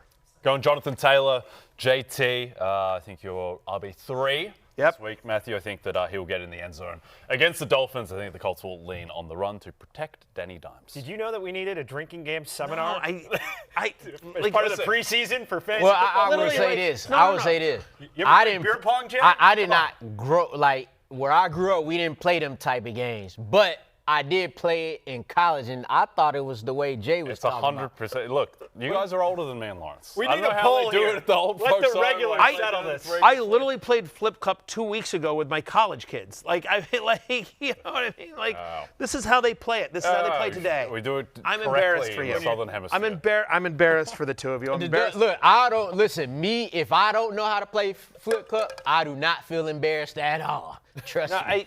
Camera one, come to me real quick. Camera one. I need camera Make one love here. to Let's Maddie. take camera one Camera here. two. Okay, there you go. here we go. Camera one. America, on behalf of everyone here at Fantasy Football Pregame, I just want to take a moment here to acknowledge what you just witnessed and apologize from the bottom of my heart. It wasn't our attempt. It was not our thought to insult the game of Flip Cup. And, all we can do is apologize. Promise you we'll do better. And There we go. and move forward. We're going to watch the tape, and we'll get better. We'll get better. Thank you, America. I'll take no questions at this time. I always played like Jay. Wow, someone chiming in. Thank from the you. cheap seats. Thank you. Yeah. Well, but they flashed it up there too quick. We didn't get a Then chance the to see system it. glitched, and they took it right off. So. Yeah, exactly. It's unbelievable. But yeah, the great- dad of the year. Hey, You're damn right. Hey, they really setting you up right now because I already said twice I was with you, and you getting all the. I know. You're getting all the heat. Yeah, here we elegant go. Aussie over here, Jay Croucher. Unbelievable. So there are the odds. Plus 1096, not bad. Yeah. Feeling lucky. $10 JT, get James you- Conner, Tirico Hill, Josh Jacobs, all these guys. They're all getting in the end zone. $10 pays $119 at DraftKings. The crown is yours. I'll take a little $119. Oh, Cheetah looking see so that? quick. That man runs a 10-1 in a 100-meter dash. He's scoring on Friend of the podcast, Tirico Hill. where he Friend of told the us show. he was going to be top 3. Yes, he better did. hold up on that. I bet you he knows how to play Flip Cup. We got them beer goggles and pickup lines coming up.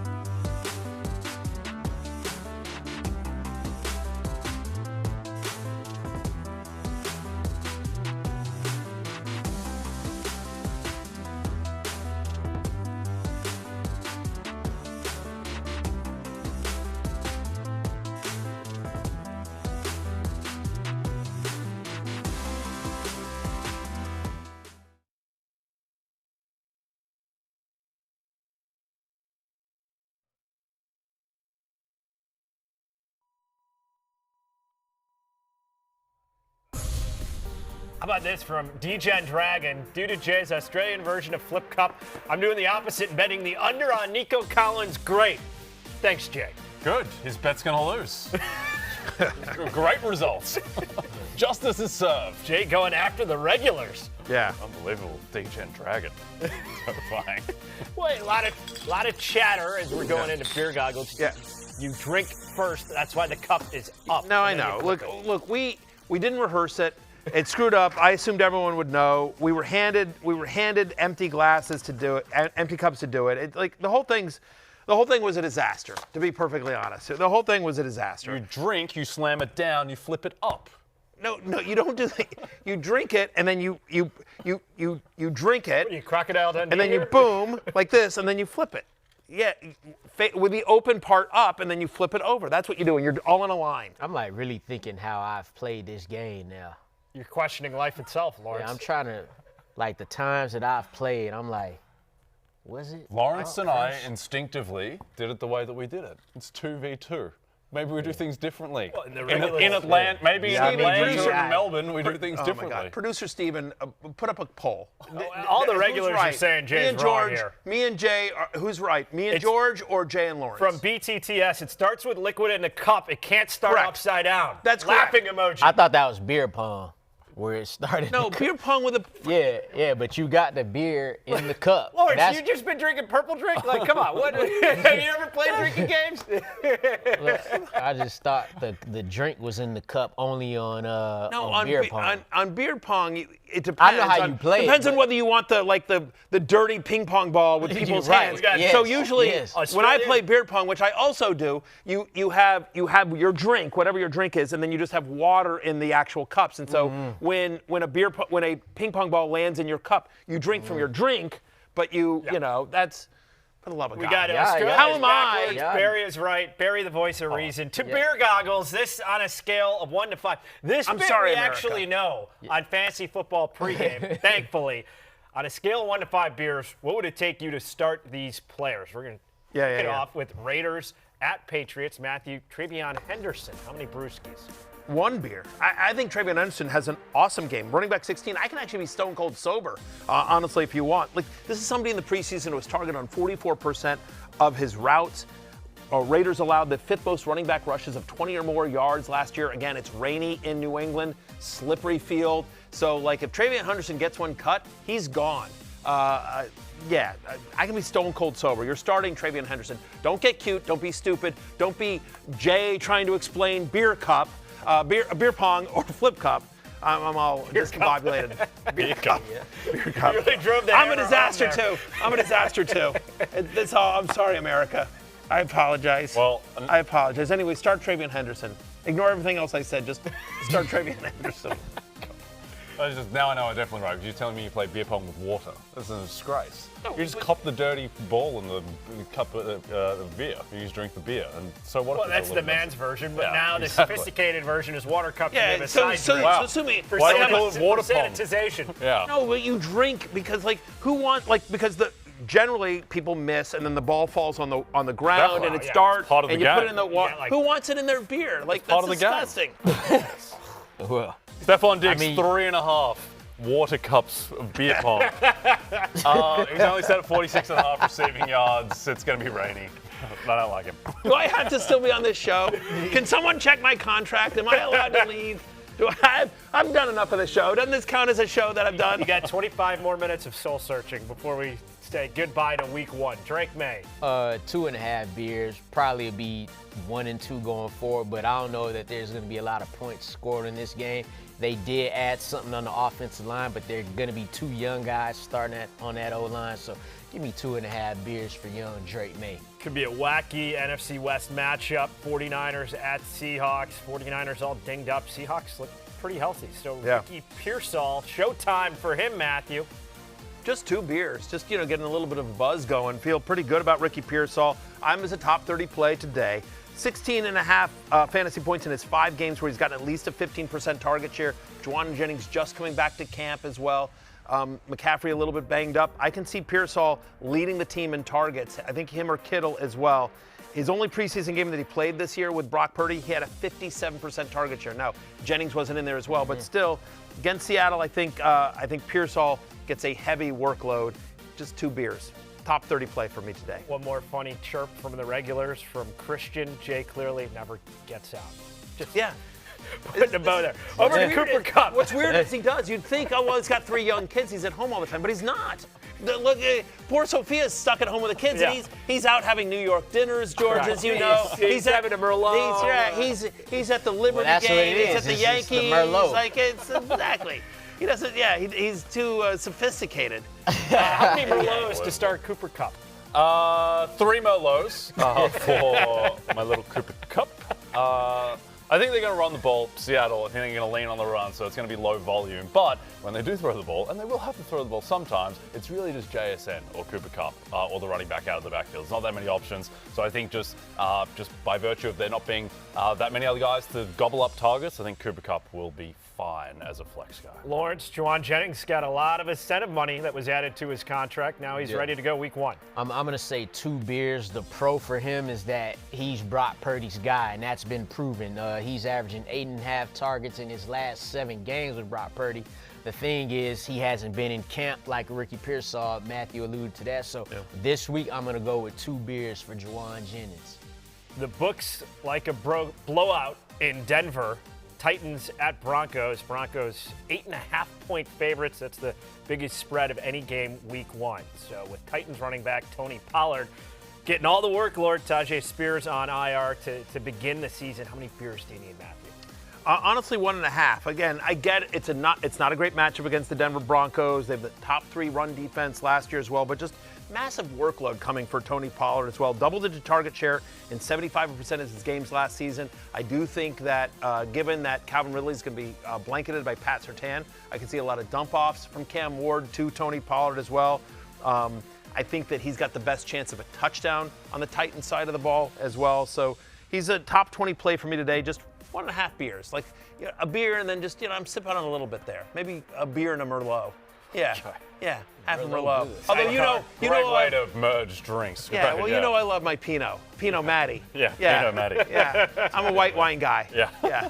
A Grigio, man. Yeah. Okay, Calvin Ridley.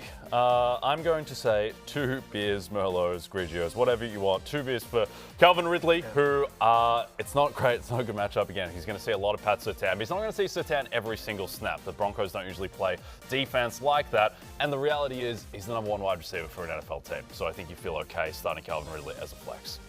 Yeah, J.K. Dobbins, just 1 beer. Like I talked about earlier, he was a top 16 running back in 12 weeks last season. He'll be their lead guy. He'll be the guy on that Broncos offense who touches the ball more than anybody. Going up against the Titans should be solid. Just 1 beer for J.K. Final game, Giants at the Commanders. Austin Eckler, go for most people who are rostering him. How many beers? 2.5 beers. So I'm a little nervous just because, again, I do think the Giants' defense is good, and we just don't know how this is all going to play out. I feel better knowing that Chris Rodriguez is out, and that Eckler, of course, is the veteran. But you're going to see some Debo in the backfield. You're obviously going to see some Ja'Cory Krosky-Merritt. Don't be surprised if Jeremy McNichols gets 5 touches. And so there's just a lot of guys back there. Of course, Jane Daniels is always the threat to take it and run it himself. So 2.5 beers for him. Like, I am at running back 29, so I'm just inside my top 30 as well. It is worth noting, though, given how good that Giants defensive line is and the pressure I think they will bring on Jaden Daniels. They were bottom 10 in terms of receptions and receiving yards allowed to opposing running backs. So, they do give up a lot of receptions and receiving yards to opposing running backs, and I could see some quick dump-offs to Eckler as the Giants bring pressure. Other sideline running back question with the G-men. Tyrone Tracy should get the bulk of the business, but you still got Motor Singletary, Cam Scatterboo as well. How many beers? Just 2 beers for Tyrone Tracy. I understand that there is some confusion in the backfield. I think he is the lead guy. He's going up against a suspect run defense in Washington. I think that it's going to be close enough that game script won't get out of hand. And Debo for the Commanders. 2.5 beers for Debo. Wouldn't mind him in my flex spot even here in week 1. And honestly, I wouldn't be shocked if he led this team in receptions today, especially with how they use Debo, getting him the quick hitters and things like that, using him in the backfield. So 2.5 beers for Debo Samuel. Jay, the big booze hound, the conversion, it would have been 10.5 beers. I think that's 2.5 bottles of wine that you put down. Sure. As we're getting you ready for pickup lines. This brought to you by DraftKings. Who is going to bring Matthew home with their holler last year? How about those numbers for Jay? 13-7 with his bets cashing. Picked up Barry 12 times. Lawrence, under 500, 9-11, picked up Barry 8 times. Not really a fair way to assess Lawrence, though, given that he's gone plus money a lot. Yes. Also Big fair. plus guy. So Jay You are. bringing Matthew home 60% of the time a season ago. Will that change this year? Yes. Good question. Anyone want to know the closing rates? We're Yeah. crunching the numbers here. So Lawrence, I will say that we do have a lot of Merlot when he takes me home. Yes. Need it. Yeah. the mind wonders. Lawrence. I don't think you're going to need no Merlot for this one, Matthew. Russell Wilson, man, 15 rushing yards. Now, we know it ain't the Russell of old, but he's still the Russell that could get 15 rushing yards. This is how you know. He hit this number in 4 of his last 6 regular season games. In his last 4 regular season games, 8 of his last 10 regular season games. You go on the Washington Commanders side, you look at them in the playoffs, they gave this up in 2 of those 3 games. Now, Jalen Hurts was one, right? But Baker Mayfield was the other one. So Russell Wilson, when it comes to being mobile, he's somewhere in between that at this point in his career. So Russell Wilson, 15 rushing yards at plus, as you know, I'm a plus, man, plus 193, Matthew. Wow. Okay, good one. I like this one, Matthew. I like it. Marvin Mims, the Miminator. Yeah. Over 36.5 receiving yards. He is being priced as though he is more of a gadgety player, not an every down player. He was playing basically every snap. Yes, he was. With Bo Nix in the preseason. I think that is week 1, so they're still baking in. I think they're baking in too much uncertainty. I think he's just going to be their clear number 2 wide receiver. I think that after this week, he's going to be priced more in the low to mid 40s each week, and you're just getting a discount because the DraftKings isn't fully acknowledging the preseason aspect. Yeah, I like both bets. But, Jay, I am going to go home with you. Open up a new bottle of Chianti. Table wine for Jay. Of course, yeah, exactly. Kids sleep early. Do it right now. Yeah, we'll do that. We'll do the it whole right thing now. with it. And but I can't bet against my Commanders, Lawrence. You Just know a that. 15, Vicky, flew 15 yards. I actually like the that bet. 15 yards. I like the bet, but I've been big on Marvin Mims, and again, I think the Titans secondary isn't great. He has played full-time snaps with the starters in the preseason. Marvin Mims. I have the Miminator in our league, in the League of Assholes. So I'm going home with Jay. You can get it in one go as well. Yes, Marvin Mims. correct. Got Russell Wilson getting ready to kick off this There he season. is. That right there QB1. just told you he getting 15 yards. I'll That give throw. you over under week 6.5. Is he still the starter? What do you say, Lawrence? Yeah. Okay. Because they winning today, Matthew. Stop it. But if they lose, I change don't- my answer. What's great is between that take and his lack of flip cup, I have all sorts of excuses to be mad at Lawrence today. Yeah, we got last call coming up. Matthew has 15 minutes till freedom. Fantasy football pregame winding down.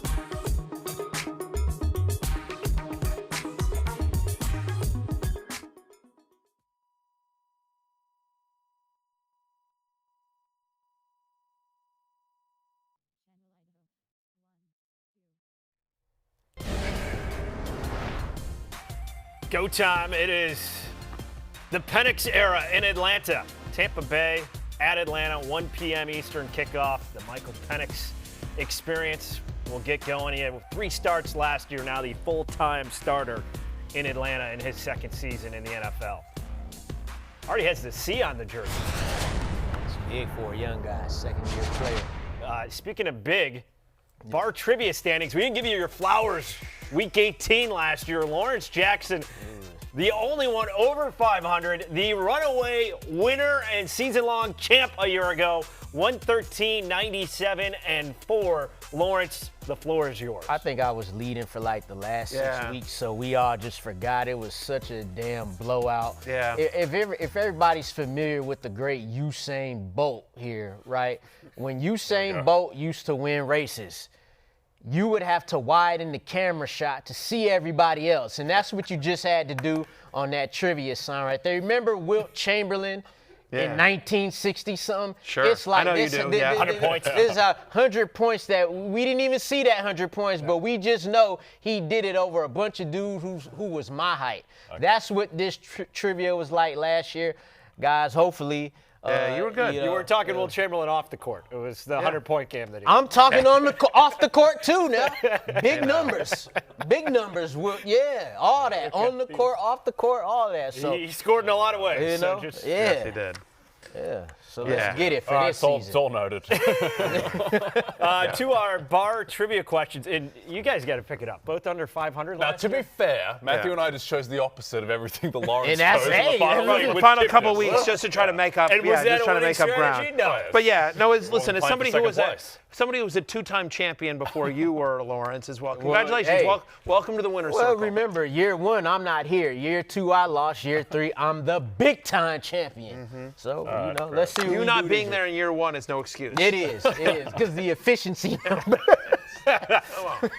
So, anyone new to the bar trivia segment, we're making predictions for what's going to happen in the future. Then we score it the following week. Tomorrow's trivia today. Exactly. So our first question, as Lawrence Jackson is going to try and run it back and make it back-to-back champion. Should we have Lawrence go first or last, Matt? First. He goes go first. first. He's defending champ. Yeah. More fantasy points, Mike Evans or Drake London? Drake London.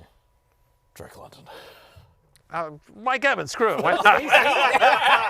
Desperation. I mean, it ain't like it's crazy, Shocking pick. but hey. I think Mike Evans has a better chance at a touchdown. That's why. Interesting prop for Mike Evans. Plus 1,900 to lead the NFL in receiving yards after week 1. If you want to really get nuts and see if Mike Evans has a big week 1. More receiving yards, T. Higgins or Jerry Jeudy? T. Higgins. T. Higgins. More total yards, Devon Achane or Jonathan Taylor? Jonathan Taylor. Devon Achane. Devon Achane. Okay, some dissension there. More receptions, Jacoby Myers or Stephon Diggs? Damn, Jacoby Myers. Stephon Diggs. Jacoby. The Jacobler. Cobler. You heard me? The Jacobler. I have to workshop that one just a little bit. Disagree. I think that would stick it. More receiving yards, Not sticking to anything. Marvin Harrison Jr. or Chris Olave? Give me Marvin Harrison Jr. Chris Olave. I'll take Marvin Harrison Jr. More fantasy points, DK Metcalf or Garrett Wilson? Damn. DK Metcalf. DK Metcalf. Yeah, DK Metcalf. I think I know the answer for this next one. More receiving yards, Malik Neighbors or Terry McLaurin? Yeah, Malik Neighbors. Wow. Just continuing the hate train on Scary. Talking about I don't want to go against the Commanders. I'm taking Malik Neighbors. Malik Neighbors. Yeah. Malik Neighbors, because they're gonna be trailing by so much, the Giants, so they're gonna have to throw Malik Neighbors. That's a bunch of fourth Way to quarter dig out of that one. Dig junk out of that yards. one. A bunch of junk time in the fourth quarter. More fantasy points, Tedero McMillan or Travis Hunter? T-Mac. Travis T-Mac. Hunter. Travis Hunter for you, T-Mac for Jay and I. I just wanted to bank the loss. Make sure that was noted. More total yards, all Broncos backfield with this one. J.K. Dobbins or R.J. Harvey? I gotta go J.K. Dobbins. Dobby. Dobby. No The belief. Dobbler. R.J. Harvey. I think the Dobby was fine. More receiving yards, JSN or George Kittle? JSN. George Kittle. Yeah. I'll say JSN. More fantasy points, Jahmyr Gibbs or Josh Jacobs? The Gibbler. The Gibbler. Gibbler across the board. Packers favored at home. You figured Josh Jacobs will get a touchdown, but no belief there. More passing yards. Matthew Stafford or C.J. Stroud? C.J. Stroud. Stroud. CJ Stroud. More fantasy points. This is a good one. Josh Allen or Lamar Jackson? Lamar Jackson. Josh Allen. Proud Fantasy Life investor. I was waiting for that one. More total yards, Aaron Jones or DeAndre Swift? DeAndre Swift. Swift, baby. DeAndre Swift. That's all we got. There you go. Trivia. Thanks. There's 8 minutes left in the show, Jim. What now? Let's get to some questions that we've been saving for the end of the show, Matthew. Is that what we've been doing? Okay, got it. Charbonnet or Come on. tight end Theo Johnson in flex half-point PPR? I like Theo Johnson as a sleeper this year, but I'm going to go with Charbonnet. Same. Yeah. Zach Charbonnet. Yeah. Yeah, that's easy. Yeah. I actually got a range. text from a buddy now, watcher of the show, Ben Berger. He's asking to start Drake May or Trevor Lawrence. I think I would go Trevor Lawrence. Just I'm nervous about this weather a little bit. I'll go Trevor Lawrence. I got Trevor Yeah. Lawrence. I think both guys, but I have both guys inside my top 10. But I'll go Trevor Lawrence. T-Law. Better- Trevor. The better- Traveler. better The receivers. Traveler. We've got it. The Traveler. Can't just we don't add got it. learn everything. Come on. At some point, it's go. Not only can we have, and I will continue to do it. Yes, the Traveler. Yes. Oh, man. Yes. Dios mio. Flex, Pollard or Sutton, half-point PPR? I'm going to go Cortland Sutton here. I think Pollard's going to get more of it, but Sutton's just got such a massive target share, and it's just such a better matchup. I'd rather go against the Titans secondary than the Broncos run defense. Sutton's got like a 40% target share in the preseason from Bo Nix. I'm going to go Sutton. Yeah, I'll go Colin In Sutton. the half PPR, yeah. Tips out a little bit. But I'm going to say Sutton. Lawrence? I think Sutton is underrated just overall. Yep. I think they'll win the game. Sutton make big plays. I'll go Sutton. All right. This is a long one. You handle it, Matthew. Short hops _ trading cards. Start 2. Brian Thomas Jr., Marvin Harrison Jr., or Rome Odunze. Which wide receiver will ruin my Sunday nap schedule the least? 12-team PPR, hashtag FF pregame, hashtag fantasy football, hashtag starter sit at Peacock at NBC. All right, so picking 2 between Brian Thomas Jr., Marvin Harrison Jr., or Rome Odunze. To me, this is easy. I think you're sitting Odunze. Sitting at Dunze. Yeah, you have him in the order you got him. Short hops. Yeah, Are you worried about your wide receiver too, George? After last year, Rome Odunze, not a great rookie season. It was okay. What, he's 750-some yards? I'm not too worried. I think Luther Burden's going to be a complete steal in the second round. But I think he'll get close to 1,000 yards. We had a question in the chat. It was Jamo or Ekbuka. Full-point PPR. I'm going to Buka. Listen, Jameson Williams got paid, obviously. That was his contract extension. But I think Ibuka has a monster game today with just him and Evans. I know we've talked about Cade Otton a little bit, but, Emeka Ibuka might catch 7 passes in this game. Could see that. Yep, Yeah. going up against the worst defense and playing indoors. So we've buried this until the very end of the show. Yeah. We've got a better drinking game partner, the Lawman or Evil J. Half drink PPR. Is Lawrence the lawman? Is that what? Lawrence the lawman. The Lawman? lawman. I tell you what, I had a lot of nicknames. I ain't never heard the lawman. I'm not sure. The law. Are you Told Ben? us a couple last year. Are you Ben Jarvis Green Ellis? Like, Right. The lawman. The lawman. I initially thought that was another attempt at a Trevor Lawrence. This is a good nickname. This is actually a good question. It fit better for him than it do for me. Right. I'm just, but taking the nicknames out of it, this is actually a pretty good question. Better drinking game partner, George. I'd say the Lawman. I will just. I mean, I have spent more time drinking with Lawrence than I have with Jay. I've spent time drinking with both of you guys, a decent amount. But Remember last year we got to drink on set, and it Jay would probably- have like a half a sip so of his drink. think about it, Lawrence it- put it- down like I like 4 to be or 5. sober when I'm on air. no, I understand. Whoa, look at you. But whether it's the mean streets of Indianapolis or Las Vegas, Lawrence and I have. I've been out with you in both those places. Yes, this is true. This is the thing, though. But, I may but you not. go to bed early, and Lawrence will stay up with me. I might don't know the rules in beer pong, but as far far as we got it. I'm hitting those. We can see it with your pop shot. And of course, Deflate gate football. Last question: why, what, Ibuka or Njoku half-point PPR, half-point tight end bonus? Oh, well, with the tight end bonus, then it's Njoku. Yes. All right. Yeah. So it's a tight end premium league, obviously. So give me Njoku over Ibuka. Well, Matthew, we'll give you these last 30 seconds. You're the two-time defending champ in the League of Assholes. So. Yeah, and I'm on my way to a three-peat. Yeah, I mean, listen, and by the way, so I have Xavier Worthy on that team, so I'm already starting with it. I'm starting against Rotopat, and so the greatest comeback. No one believed in us as two-time champs, but got a 0 from Xavier Worthy, and so I'm going to come back and defeat Rotopat. Hey, it's closing time. You don't have to go home, but you can't stay here. For Lawrence, George, and Jay, I'm Matthew. Good luck today. Go and get yourself a win. We'll see you on Monday for happy hour. Peace out.